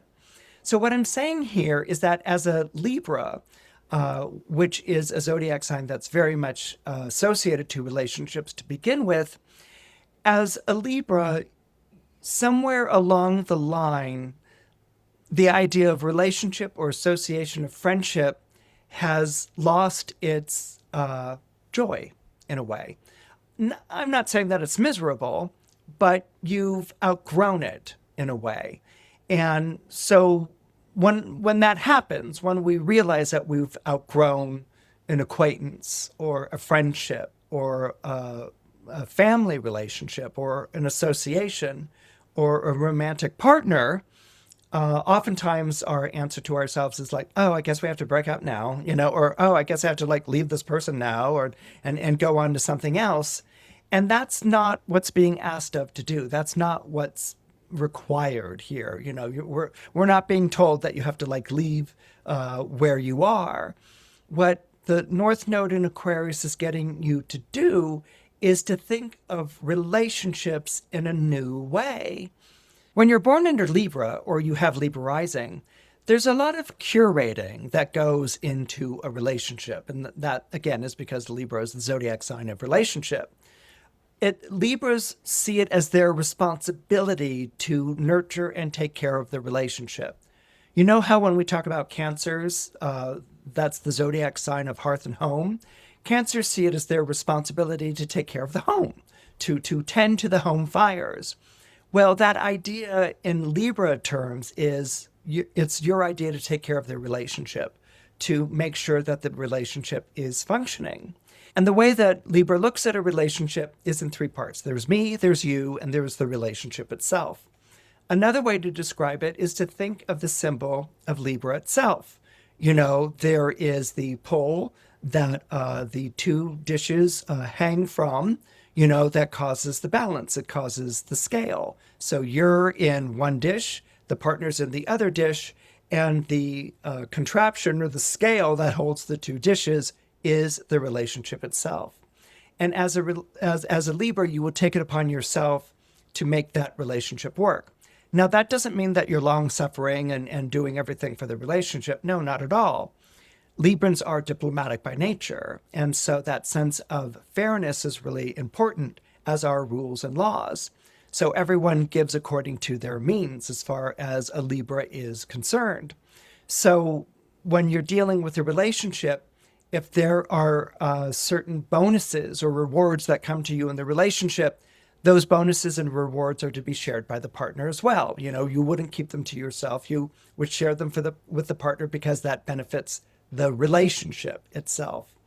But let's say there are certain sacrifices that you have to make a relationship work. You'll make them, but as a Libra or Libra rising, you're automatically going to expect that your partner make them too.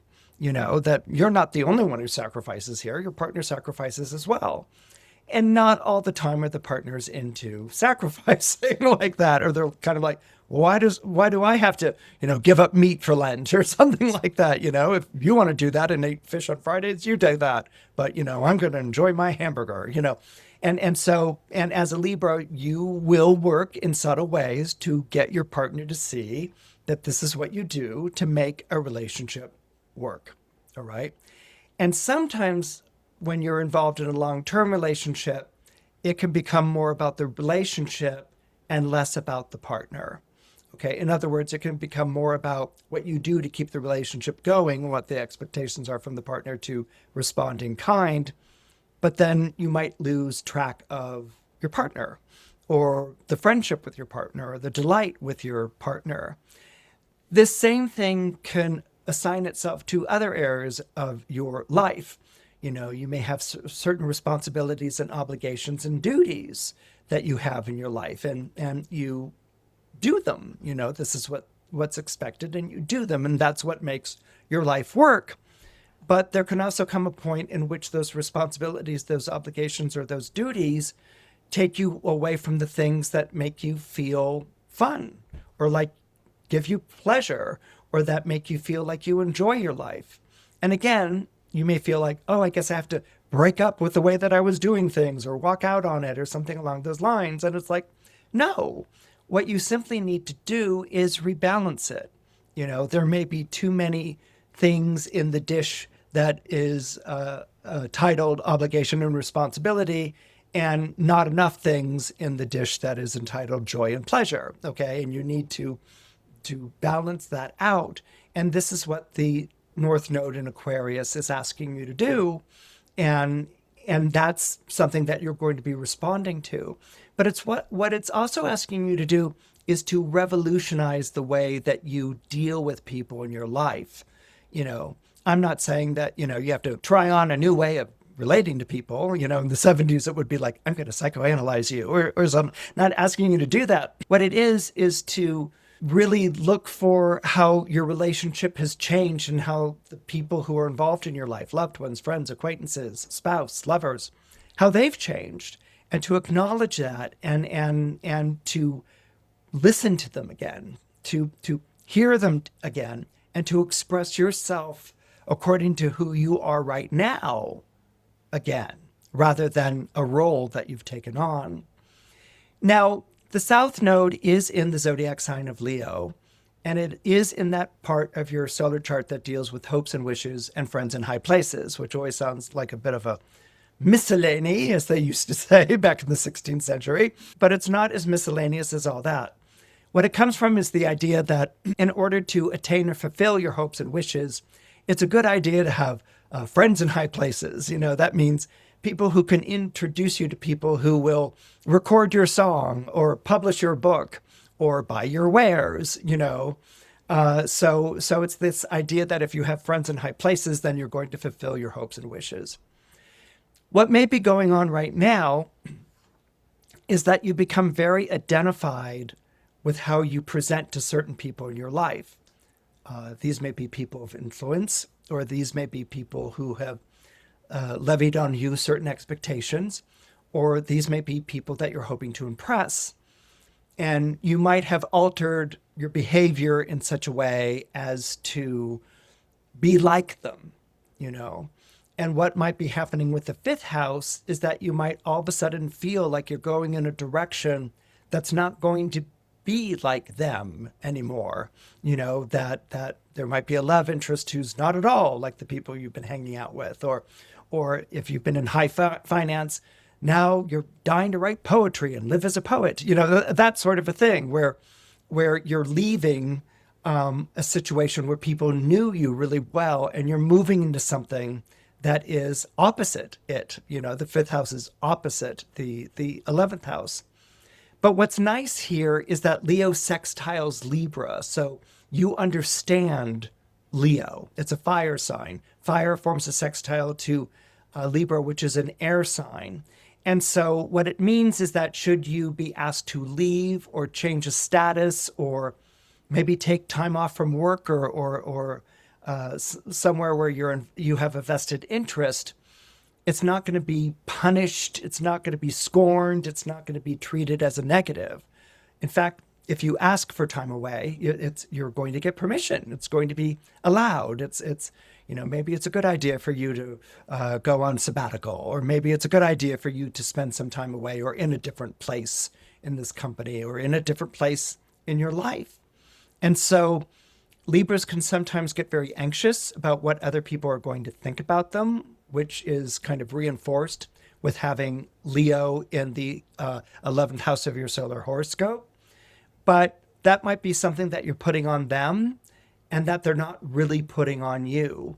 So again, the North Node in Aquarius is asking you to revisit that notion, to bring up the ask, to bring up the idea, to get the permission, to try something new, to try something different, to give yourself permission to try something new and different in your relationships and your associations. And I think that once you do that, then you'll really feel that North Node in Aquarius taking over. It will be okay. Let's go and live life like this. Let's go and pursue these interests, these curiosities, these impulses that we've had, and let's celebrate it, and let's see what this is like. So basically, the North Node in Aquarius is asking you to try an Aquarian way of living, which can be more inventive, innovative, unexpected, different. It's asking you to try that way of living for a year and a half. That's it. And to see what it's like. It's almost like going and being a transfer student and going and studying in another country. Just try it on, see what it's like, and see where you are on the other side of that. And I think that you can adopt that type of thinking, that you will find that the things that are important to you, like the relationships and people in your life, and that the things that you enjoy doing in your life, they can come together, and they can mix and match in a way that isn't something that you're familiar with, which isn't something that you would do typically, but is actually much more enjoyable and much more revelatory. And who knows, coming back from a year abroad in Italy, coming back with an Italian accent can make you incredibly sexy. If you're born under Scorpio, or you have Scorpio rising, this period of time that the North Node is moving through Aquarius and the South Node is moving through Leo is going to be challenging for you. And the word I do want to use is challenging. Now, I don't want you to hear bad or unfortunate or, catastrophic or anything along those lines. I want you to hear the word challenging. And the reason it's going to be challenging is because you as a Scorpio, being a fixed sign, your sign forms a natural square to Aquarius. It forms a natural square to Leo. Leo has a very different way of approaching life than Scorpio does, and Aquarius has a very different way of approaching life than Scorpio does. And so this creates a clash. This creates a conflict, all right? And so that's why I'm saying it's going to be challenging. It also puts you at the bendings. The bendings is astrologies for you squaring the nodes in the sky. Okay, usually it's like your sun is at the bendings, or your Mercury is at the bendings, or your Saturn is at the bendings. It's at a place where it squares the nodes in your chart. Okay, and when you're at the bendings, what it is that you're being asked, you're being pulled in two different directions, but it's more a crossroads than it is being torn asunder. You have to choose, do you go left or you go right? There's a phrase that when you come to a fork in the road, take it.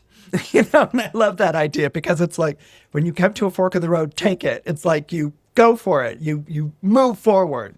You don't choose one or the other. You take it. You take that ground. And that's kind of what being at the bendings can be. It might feel like you have to choose one over the other, or you might feel like you're dealing with a composite of the two energies. So let's go ahead and break it down here a little bit for you. We know from earlier in the forecast that the South Node is what you are leaving behind. In past life astrology, it will refer to your past life, your previous incarnations. And if you've got past lives, you don't want to bring them into your current life, okay? But that doesn't mean that you have a complete free license in your current life. Your current life might be colored by past life issues or challenges or anxieties or something along those lines. And so they inform you not necessarily in a memory way, but in a history way, a psychic history way of what your life right now is going to be about. And so the South Node is basically, you don't want to repeat the past. You don't want to carry that past baggage forward. You don't want past patterns to limit or constrain you. What's going on right now with the South Node passing through Leo, which is at the top of your solar horoscope, is that this has a lot to do with parent, okay? The idea of a parent. You may be dealing with a parent right now. You may be dealing with someone who's in a position of authority, or what you're dealing with is becoming a parent or becoming a person of authority in your life right now. Sometimes when we're asked to step into a position of authority, we kind of imagine our parent doing it. We can't help but have patterned ourselves off of a parent, whether we liked the parent or not, or whether we saw the parent as being an authority or not. Maybe you had a parent who was very dissembling or couldn't make up their mind, or they practiced authority by being kind of like confused and letting someone else make the decision for them. Okay. That could have been seen as a way of being an authority. That might be something that you feel yourself doing suddenly in your life right now. You might be like, why am I all of a sudden unsure, questioning myself, or getting passive aggressive, or asking someone else to make the decision? What's going on here? And that might be because that was patterned off of a parent. Or let's say you had a parent who was very domineering and had a strict way of doing things, and this is how it's going to be done. Now that you're being asked to take over an authority position, you might find yourself like being domineering and severe in a strict way of doing things. And you might be wondering, where the hell's that coming from? Like, I didn't used to be like that, and so whatever you might associated with taking charge or being an authority is coming from the past. And because Leo is a parental sign, more especially the zodiac sign of the father, it may be based on the way that the father approached issues like this. And so where you're kind of, in a way, becoming your father, okay, the idea is you want to be yourself, okay? You don't want to be cosplay authority or play acting dad. You want to be who you are. And you're being asked at this period of time to examine the way that you control, the way that you give direction, the way that you exercise authority. Now, that might be exercising authority over a new puppy, okay? And, are you shouting at it, or giving it, feeding it full of treats, I mean, what are you doing to discipline and nurture and grow and train this puppy, or it might be the way that you are an authority on the PTA or an authority in the home or an authority at work or political office. How are you exercising? How are you expressing your authority? And what the South Node in Leo is getting you to ask is this stuff that you've brought from the past? Now, one could say, is this stuff that you brought from a past life, but we can also see it as, is this stuff you brought from the past? Are you modeling yourself off of a parent or a teacher or someone who, maybe you didn't like the way that they expressed authority, but they expressed it and got things done. And so that's what you're going to do. And so what the North Node in Aquarius is asking you to do is take another look at that. Is that really the way that you want to exercise authority? Is that really the way that you want to lead? Is that really the way that you want to give direction? Are you going to see yourself as Leo the king, that you just pass down edicts, and everyone obeys, or there's the expectation that they'll obey, or the fear that they won't, or do you want to work with people in your life? And this idea of working with people is very Aquarian. It's not really Scorpio. Okay. Scorpio, enjoys people, doesn't always trust them, kind of keeps them at a distance, but feels their pain and also can be outraged on their behalf.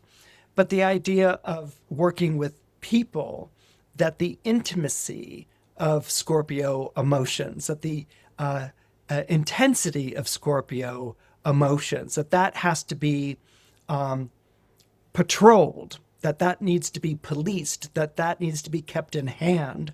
You're not allowed to lose it if you're in control, that you have to be more diplomatic or tactful or listening to what someone else has to say. Things that are very Aquarian. Aquarius can be a very cerebral and aloof sign. It doesn't believe in losing its temper or having a meltdown. And if it does that, then something's up and something's wrong. I mean, that's usually when an Aquarius is like, I just had a major meltdown, so I have to go figure out what that is, because that's not like what Aquarians do. Okay. But Scorpios don't necessarily respond cerebrally or coolly or in a scientific method to an emotional situation. They feel the heat of the pain or the outrage, and they want to champion, defend, fight for it, that sort of a thing. And with this North Node now going through Aquarius, it's asking you to be more sober in your approach to things, more even-tempered, more calm, and more listening to the different sides of the argument or the different points of view.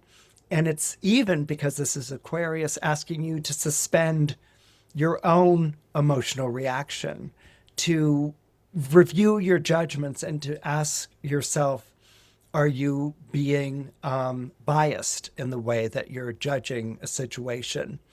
And are you really working for the good of the group? Are you really working for the good of everyone involved in this situation? Are you listening to all the different points of view? That might leave some of you Scorpio or Scorpio risings at home going, what? Like, no. But, and the North Node will be in Aquarius for a year and a half. That's exactly what the North Node is asking you to do. As you might imagine, you can relate more to the Leo part of this equation, of taking things personally and personal authority and this is the way it's going to be done. And you might have a little bit more difficulty with the Mr. Spock or the Vulcan side of the equation, You can almost think of Leo as being Captain Kirk and Aquarius as being Mr. Spock, all right? And so you find yourself like, but nevertheless, the North Node in Aquarius is asking you to take this on, to give this a try. It's asking you to take your human resources seriously, to take the people in your life seriously, not as children who need to be told what to do, but as thinking, breathing, feeling people in your life who have equal say as you do. Another way that this North Node might manifest or show up in your life is in your family. Let's say a loved one is going out with someone from a different culture, or different religion, or a different economic status, or a different country. They want to move away. You might feel yourself like, why and how and no, And so this would be the Aquarian energy sort of opening your world, but in a more family space, a more comfortable hearth space, and asking you to take into account someone coming from a very different background or a very different set of beliefs or a very different culture than yours. The idea of this person being under your roof, and which is not where you're supposed to be like that. You're like that if you're in a public situation or a job or vocation. You're not supposed to be entertaining the United Nations in your own home type of thing. But the North Node in Aquarius would be asking you to do that. And so bringing sort of objectivity to your intimate emotional life, bringing a sense of seeing things from different points of view to a familial situation where everyone's supposed to be familiar with one another, but now they're not acting in the way that they used to act, and recognizing that and respecting that. So there's a lot of eye-opening experiences in store for you. But what I can guarantee you at the end of this year and a half is that you'll have a very different idea of what it's like to be an authority. You'll have a very different idea of what it's like to be a parent. But it's not different as in foreign or strange. It's different as in not what you would typically have done. But nevertheless, it will still be a true, if not truer, expression of you. If you're born under Sagittarius, or you have Sagittarius rising, this period of time that the North Node is traveling through the zodiac sign of Aquarius and the South Node is traveling through the zodiac sign of Leo is going to be a good period of time for you. It's going to be good for you as in beneficial, and good for you as in good for you. Not necessarily character building, but it's going to be teaching you lessons that you should be learning right now at this time in your life. Now, not to sound too pontificating, but the idea is this. The North Node teaches us lessons. It shows where we're going. Let's go back to what I was describing earlier in the forecast with the Isabel Hickey example. The North Node are the lessons you need to learn in order to go and live a more fulfilling life. And the South Node was connected to the idea of a past life or a previous incarnation. It's kind of the baggage, the emotional or psychic baggage that you bring into your present life that you need to sort of leave behind and move forward to. And this is what the South Node is bringing up.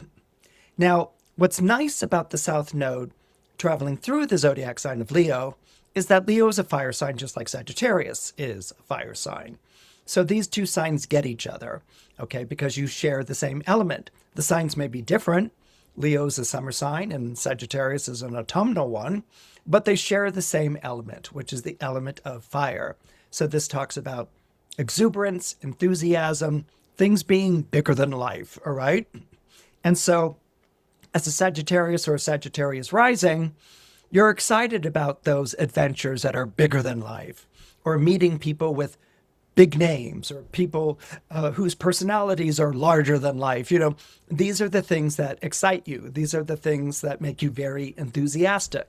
Or maybe you have experiences in your life where you actually meet these people, where it can be like, I can't believe that I met Taylor Swift, or I can't believe that I've met Timothy Chalamet. So Sagittarians love a big name. They love a big personality. And they kind of love moving in those circles. It's not beyond a Sagittarius or a Sagittarius rising to drop a name to get everyone's attention, because what good are names for if you don't drop them? So this is something that you really enjoy. So that Leo energy in your ninth house, which is where it appears on your solar horoscope, talks about big personalities, big adventures, and larger than life experiences. But that's where the South Node is. Okay, so what the South Node is saying is like, you need to sort of walk away from this and come on over here to the North Node. So what the South Node is basically saying is, you need to leave these big adventures, these big names, these big ideas alone for a little bit. Not for the rest of your life, just a year and a half, because that's how long the South Node will be in Leo, and that's how long the North Node will be in Aquarius. And what the North Node is saying is that it's time for you to leave these adventures that lead you beyond the blue horizon and find things in your day-to-day life that do that. Now, your first reaction as a Sagittarius or a Sagittarius rising might be like, boring. Like, I need to go in pursuit of a new adventure.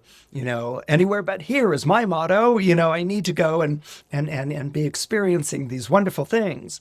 And now I'm being asked by the North Node to go and sort of reacquaint myself with the things in my day-to-day life. Tedious, boring. How long does this last again? A year and a half? Well, it's a little bit like Dorothy at the end of the film of The Wizard of Oz, where she wakes up in her bed to discover her family around her. And she vows, sort of at the end of the film, the next time I'll go searching for my heart's desire, I won't go looking any further than my own backyard. Which sounds a little bit like Dorothy has learned a lesson. She goes to Oz, she's transported there by a cyclone, she goes on these adventures and meets these wonderful friends, but all the time she's homesick. She wants to go back home. She doesn't want to be here in this faraway land. And it's great that there's magic and talking lions and things like that, but she wants to really go back home, and that's what's going to make her feel very happy. And so that's where she winds up at the end of the film. She begins the film singing Somewhere Over the Rainbow, dreaming of a faraway place, and she comes back home. But it's not a cautionary tale. It's not like, see, Dorothy, you should never sing Somewhere Over the Rainbow. You should embrace your black and white existence. It's not that. What it is that she was devaluing the magic and the wonder of her day-to-day life. She was assuming that anything that was going to be spiritually moving or psychically enthralling had to be somewhere else. It couldn't possibly be in her day-to-day life. It's like when people kind of get caught up in these big discussions of like, how the world should be fixed, or what are the ills of the world, and if they were in charge, they would do this, or what they might be feeling nowadays is more like, I live in an out of control world, and why can't people see that this is being threatened and this is being undermined, and we have to do something about it, and we all can get into discussions like that, and those discussions can become very exhausting. You can be carried away in the heights of the forces that are at play in our world nowadays. And we can feel like these larger than life forces are bigger than us, and that we can't stand up to them, or we're not going to be heard, or maybe we're insignificant. It's like, how can I worry about the things in my life when people are facing this and that and the other thing, or everything's going AI, or, whatever. And so to sort of take a step away from the larger than life forces, take a step away from, what might feel like catastrophic or dystopian or something along those lines, or, civilization on the brink, and to get back in touch with your day-to-day life is a beautiful thing. Now, I'm not saying that the North Node in Aquarius is encouraging you to adopt the ostrich policy, that is, burying your head in the sand while your big fat tail shows above to everyone. What I'm saying is that the North Node in Aquarius is showing you that you do make a difference in other people's lives. You are an important individual. You are an important voice. The fire signs, which are Aries, Leo, and Sagittarius, these are the signs of individuality. These are the signs of each person is unique. And these are the signs that believe that they make a personal difference in other people's lives. The North Node in Aquarius, which sextiles your own zodiac sign, says you can go and scream at the cyclone, you know, that's a worry, that's twisting through everyone's lives and turning things upside down and inside out, or you can connect to the life that you're living and recognizing how you make a difference in other people's lives, but also how other people make a difference in yours. There are many times in which we can discover something very unfamiliar in the familiar, or someone we know impresses us in a different way, you know, or we look at an old friend and we might hear something that they've been saying for a long time. We might hear it for the first time. And our friend might even laugh and say, I've been saying this for years. And you might say, my God, that's the first time I've heard you. These are the revelations. These are the experiences that the North Node in Aquarius can bring. You don't have to leave where you are. You don't have to outshout the forces that are larger than life that are taking place. You can focus on your life. That doesn't mean that you're ignoring everything. It means that you're living your life. You know, nowadays with social media and things like this, our lives can be hijacked by centrifugal forces, you know, that take us down rabbit holes or to far off, you know, extremes. And we lose the centeredness of our life. We lose the appreciation for waking up that day, for the people that we share our lives with, for the strangers we might meet from out of nowhere, or for the way that people change our lives or we change other people's lives. This is what the North Node in Aquarius is asking you to do for the next year and a half, to spend time here, to sort of get to know the people that you might have taken for granted, and really sort of enjoy the magic and the enchantment that they have to bring. If you're born under Capricorn, or you have Capricorn rising, this period of time that the North Node is moving through the zodiac sign of Aquarius is going to be a little problematic for you. Now, I don't mean problematic as in, oh, there's a problem and I have to take care of it. Ugh, story of my life, not another problem. I don't mean it like that. It's problematic in terms of you getting to know an energy that you feel like you should know, but you don't really. It's not fitting in your life the way that you are used to things fitting. That doesn't mean it doesn't belong. That doesn't mean that it's disqualifying all the things that you believed in or that have come before. It means that it's not fitting. And when something doesn't fit like that, we can have a tendency to reject it outright, to get rid of it, you know. But also sometimes when something that doesn't fit so neatly like that, it piques our interest. It becomes intriguing. It gets us to wonder, what if? The reason why I'm saying this is because the North Node in Aquarius, and remember the North Node is where you're going, is appearing in your second house on your solar chart. Now, the second house is the house of finances, okay? And being a Capricorn or Capricorn rising, you're like, okay, well, I know that story.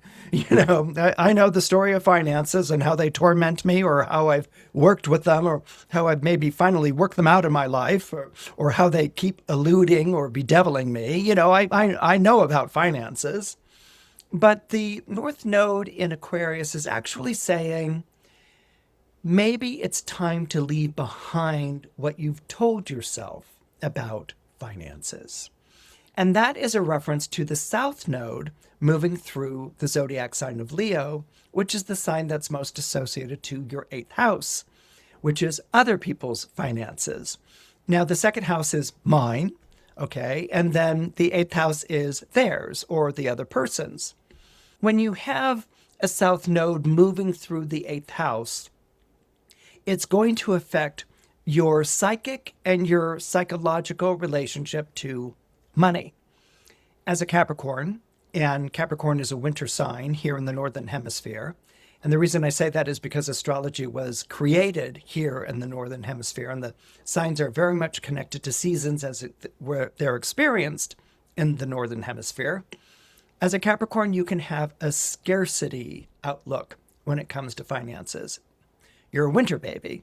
Even if you were born in sunny Southern California, there's still that sense of winter is coming, that things can be scarce, that you're going to enter into a period of trials and tribulations, and that the complacency of satisfaction is going to be overturned with old anxieties and insecurities and fears and phobias, running through like an army of winter soldiers or something like this.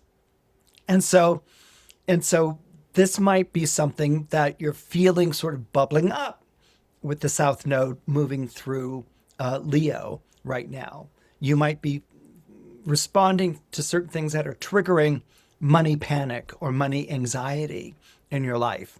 And you might not like that idea at all. And you might be trying to like calm yourself down or speak rationally to yourself or something like that. But it actually might even be increasing and you're starting to get a little bit more panicky than that. What the North Node is asking you to do, and it's not, as I said, an easy fit. It semi-sextiles your zodiac sign, so it's kind of adjacent. It's next to. So what you're getting here is Aquarius adjacent. You can understand the Aquarian mindset to an extent. You're Saturn ruled just like Aquarius is, but you're not Aquarian, all right? So you believe that things can be explained and worked out, but you don't believe in an abstract model that can be applied to a situation. You're not objective like an Aquarius can be. You're not impartial like an Aquarius can be. That's very much an air sign way of being. It's kind of like Mr. Spock in old school Star Trek. He's always logical and always seeing things dispassionately while everyone else is getting all worked up. In effect, what's going on in your chart right now is that there are things that are getting you all worked up, about your financial stability or health or something. But then when you look at your situation right now, it's not that at all. It's probably stable, if not improving. So where's all of that coming from? Well, it's coming from the past. And as Isabel Hickey might argue as I shared with you earlier in the forecast, maybe it's coming from a past life or a past incarnation, but it's certainly coming from the past, like maybe your own upbringing, your own childhood, your relationship to finances, or things that have happened before that have made you feel like finances can suddenly become scarce or troublesome. What the North Node in Aquarius is getting you to do is to debunk that mythology, is to, in essence, what would be called nowadays, get over it. But it's not like get over it, but it's like, let's sit down and calmly examine your relationship to money and how your relationship to money right now may be more emotional or maybe even panic driven than it is rational or even logical. And so where you might not see yourself as being Saturnine in that way, you actually do have that capacity to see things that way. And another thing that's going to help you to see things that way is the idea of Aquarius being there for other people as well as yourself, that the needs of the many outweigh the needs of the few. When you isolate with a money panic attack, you don't see how money is kind of like the blood system of a society. It needs to circulate through society, and you may see yourself more on a clotting end or something like that, or blocked artery, but you aren't. Indeed, the more that you work with others for the betterment of others and others work for the betterment of you, the more that you coordinate and work with others, the more that you see finances in your life as an ecosystem that other people's finances are attached to and that your finances are attached to, then you're kind of like this, thriving tropical rainforest. There's an ecosystem. There's a way that nature takes care of all of these things. There's a meaning to it. There's a holism to it. Now, that might sound a little SpongeBob yoga pants for you or something along those lines, but I think the idea of an ecosystem is a really good image to share with you. And this idea that, also the idea that a tide lifts all boats, that you work for the betterment of others and you're included in others working for the betterment of you, and that brings a better world here. And that might be something that's also getting your interest nowadays, which is how you can contribute or maybe even give back to the community that you live in. What I can say is that this is a little bit more than regarding money dispassionately or in a more logical headspace. And it's more like seeing money as an ecosystem, as something that circulates through the lives of you and the people around you. And that when you see it like that, and that you're working for that, you want good circulation, you want good distribution, this is creating a healthier society. Now, is it creating a healthier society on the world stage? Not yet, and maybe not for a while, but it might create a healthier society in your neighborhood. It might create a healthier society in your family. It might create a better culture at work. It opens you up to the idea of plenty rather than to the bias of scarcity.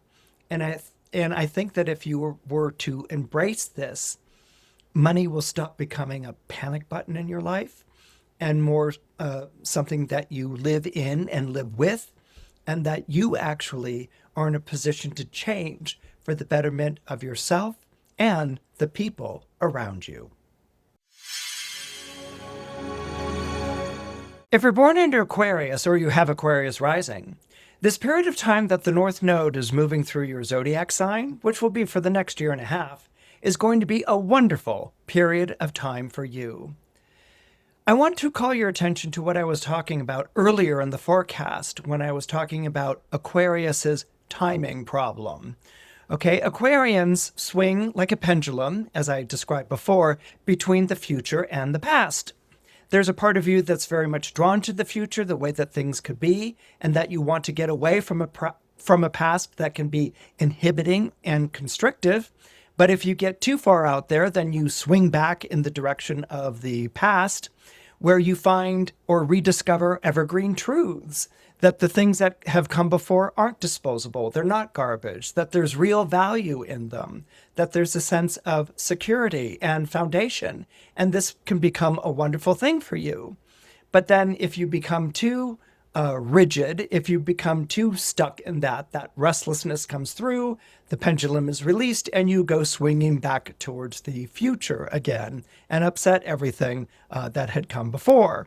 So this is why Aquarians can sort of experience life as a little bit like Mr. Toad's Wild Adventure, careening from past and future to the past again.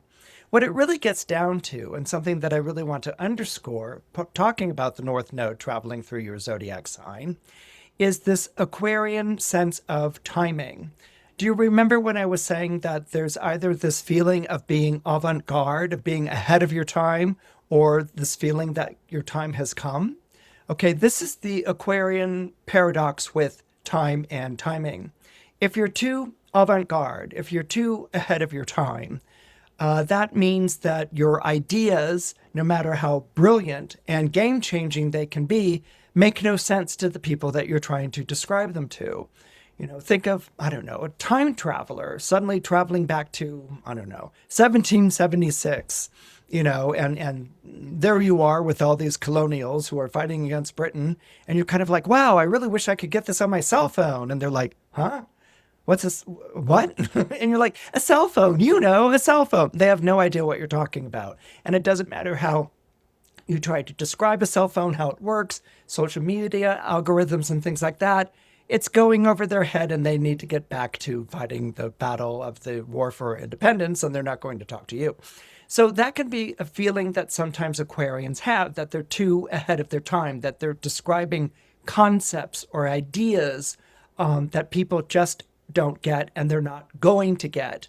And so there can be something very challenging and even something very sad about being too ahead of your time, because people aren't getting it, and it can be very frustrating, and they'll only get it, after 20 years have passed or something along those lines. But all of this changes when you're in a my time has come mode.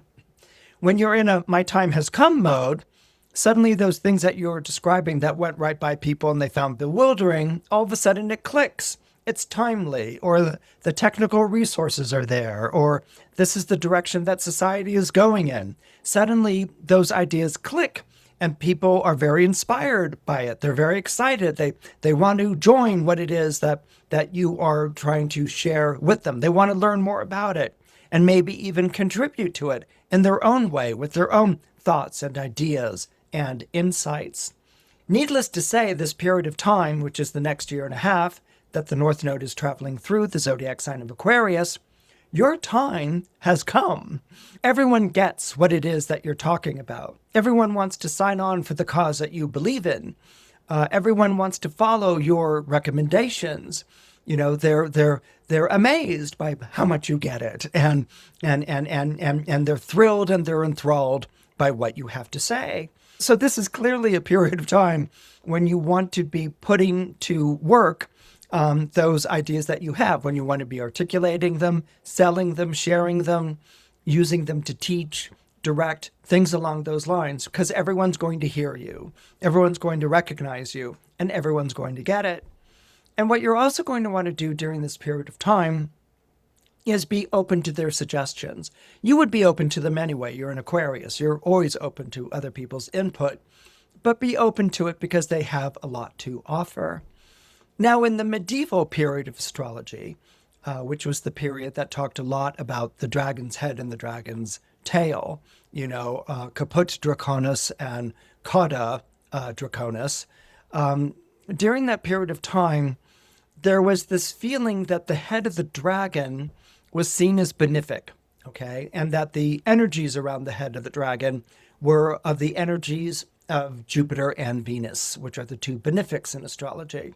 And so this would speak to the charisma that you may be exuding right now, and the benevolence that people see coming from you, and the good feeling, the goodwill, but also the beauty. You may be especially beautiful right now, or the ideas you are describing are beautiful, and they're capturing people's imaginations, and they're filling them full of all sorts of inspiration, which is coming from you. People are hanging on your every word or your every action. Well, the tail of the dragon, if the head was associated to the benefics, Venus and Jupiter, then the tail was associated with the malefics, which are Mars and Saturn. All right, so that was get away from energy, and you didn't want that negative energy in your life. Something that gets touched upon later with Isabel Hickey, but that she kind of repurposes or repackages in a different way. What might be happening during this period of time, which is the next year and a half, is that people in your life, through relationships, acquaintances, friendships, or professional associations, may be bringing the Saturn and the Mars energy into your life, okay? That might mean that they're problematic, or that might mean that they're facing problems in their lives. But in essence, they might be bringing the Saturn and the Mars.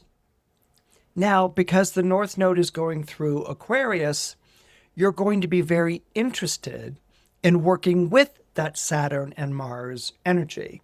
You're not going to recoil from it, and you're not going to want to banish it or say it's somebody else's problem, not mine. If anything, you may be very drawn to that. The purpose that you're experiencing in your life right now might be very much drawn to helping people get back on their feet, helping people stand up to a challenge, equipping them with resources, talents, or abilities that they can take on challenges or that they can face obstacles. You may be very committed to helping people to help themselves. And these might be people who are psychologically damaged, or these might be people who, have felt oppressed by authority, or these might be people in positions of power and authority who are doing the oppressing. But what's happening here is that your Aquarian message is open to everyone. You basically want to help everyone become the best that they can be, because according to the Aquarian ethos, a society is only as good as the people in it. So that goes to, the person who's doing the oppressing and the person who's being oppressed. So this isn't about taking sides. This is about actually erasing the lines between the sides and seeing where the common ground is and the common humanity is. And by exhibiting that common humanity, by expressing that common humanity, by valuing it, you're taking away the vilifying. You're taking away the stern judgment. You're taking away the condemnation, of people who aren't acting right. And you're more like, okay, what is it they're expressing that needs to be heard? What is it that they're expressing that needs to be brought to the light? Not corrected or changed, but it needs to be heard. What is it telling us about us? Okay. And this is something that's going to be a big component of your life for the next year and a half. Now, there are times when people who were once inspired by you or felt like you were on track may be looking at you askance, like how can you embrace someone who's been so dreadful? Or how can you embrace someone who's been such a villain? But what you're trying to demonstrate and show is that they're still a human being. That when you bring out the human being part of that person, that things change, that things that were blocked or problematic or difficult opens up. And that happens through understanding and compassion. So you yourself at times might not feel like you're always up to that challenge, but there's something about the work that you're doing or the path that you're following or the pursuit that you're pursuing in the next year and a half that's going to take you into this territory. And it's actually going to expand the horizons of your world. It's actually going to show you that the world has so much to teach you, but not in a negative and a bad way, or even in a correcting way, but more in an illuminated way. And this is how the North Node passing through your zodiac sign can become both illuminating and inspiring. If you're born under Pisces, or you have Pisces rising, this period of time that the North Node is passing through Aquarius and the South Node is passing through the zodiac sign of Leo is going to be an interesting time for you. Now, the reason why I use the word interesting is that it's not really easy choosing a word to describe what this is going to be like. It's not going to be challenging, a feeling that you're being confronted by someone who doesn't appreciate where you're coming from, or you think that they're totally wrong or acting inappropriately. It's not going to be challenging in that regard, and it's not going to be conducive. You really don't quite agree with the energy that's coming into your life right now. You don't really get it, to be honest, but there's something about it that still speaks to you. And this is based on the fact that Aquarius is a zodiac sign that sits right next to you on the zodiacal wheel. And the relationship that it forms to Pisces is what's called a semisextile. In other words, the Aquarius is there and it's right next to you. It's in close proximity, but you don't really see it. You don't really recognize it. You don't really understand it. So let me give a little background on this to hopefully illuminate what it is that I'm trying to describe to you. Aquarius, for a very long time, was described as being a sort of like laid back sign, a sign that was sort of laid back and cool and kind of a hippie. And that's because there was a song that was very popular in the 60s that was called The Age of Aquarius, and it was the anthem of the musical Hair.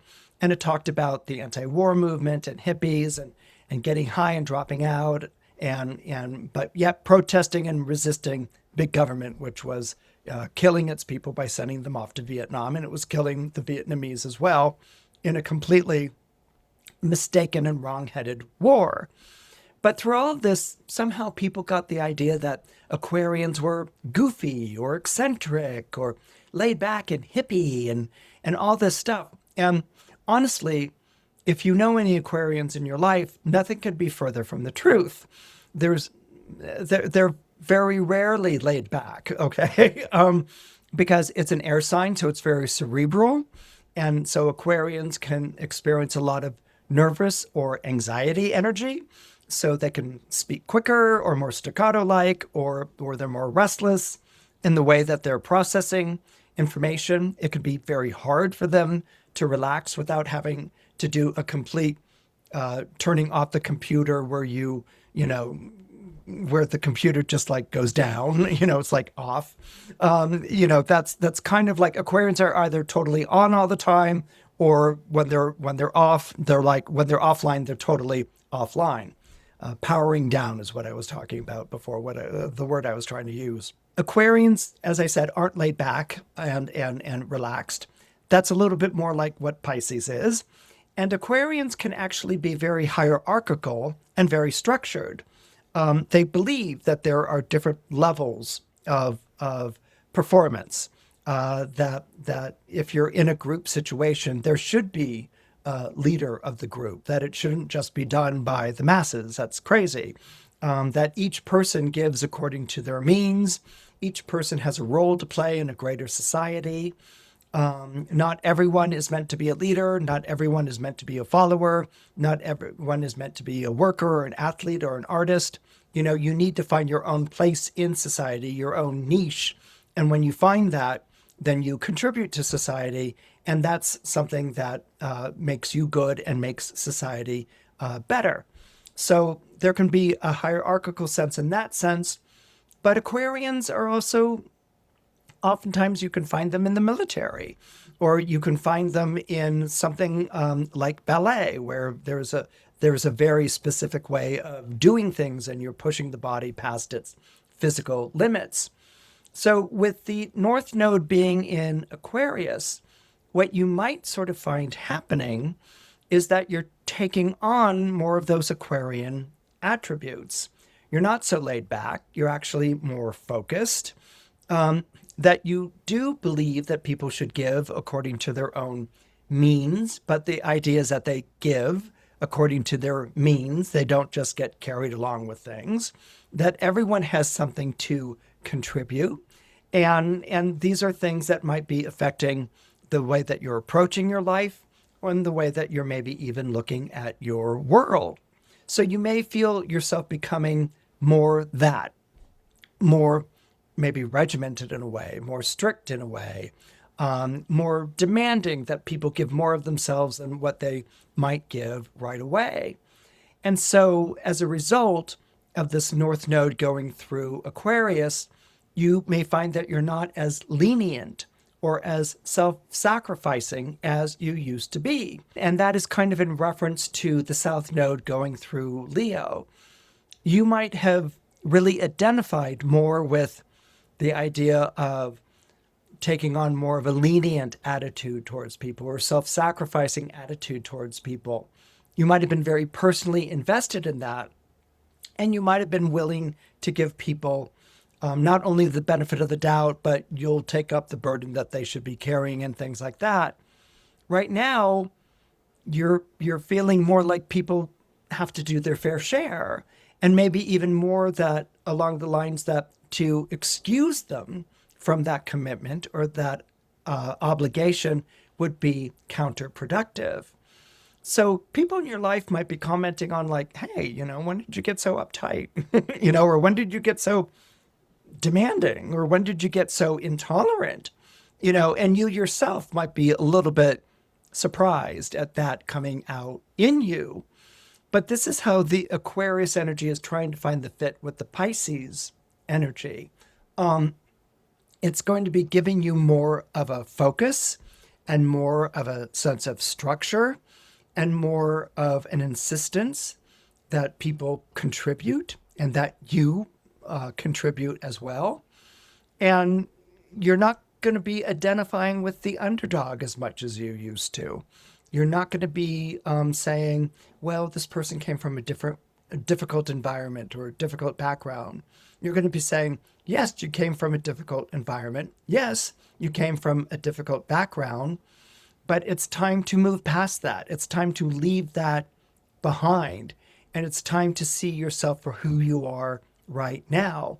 Don't define yourself by all the bad things that have been done to you and the things that you have suffered. It's true that bad things have been done to you. It's true that you have suffered. But if you identify yourself as that, then you identify yourself as not being a full expression of who you are. You see yourself as being wounded and hurt, maybe even embittered, and you may even always take on the victim role rather than, the role of someone who's gone through those things. And so, as I said, this is going to sound really different coming out of your mouth to your loved ones and friends and acquaintances or people that you work with. And it's going to sound very different coming out of your mouth to you. But as I said, the South Node brings the things that we need to be leaving behind, and what needs to be left behind is that feeling of not being seen, that feeling of not being recognized, that feeling of like settling for less than when you know that you're capable of more. The North Node in Aquarius is saying you are capable of more. And now is the time to not only embrace it, but to actualize it.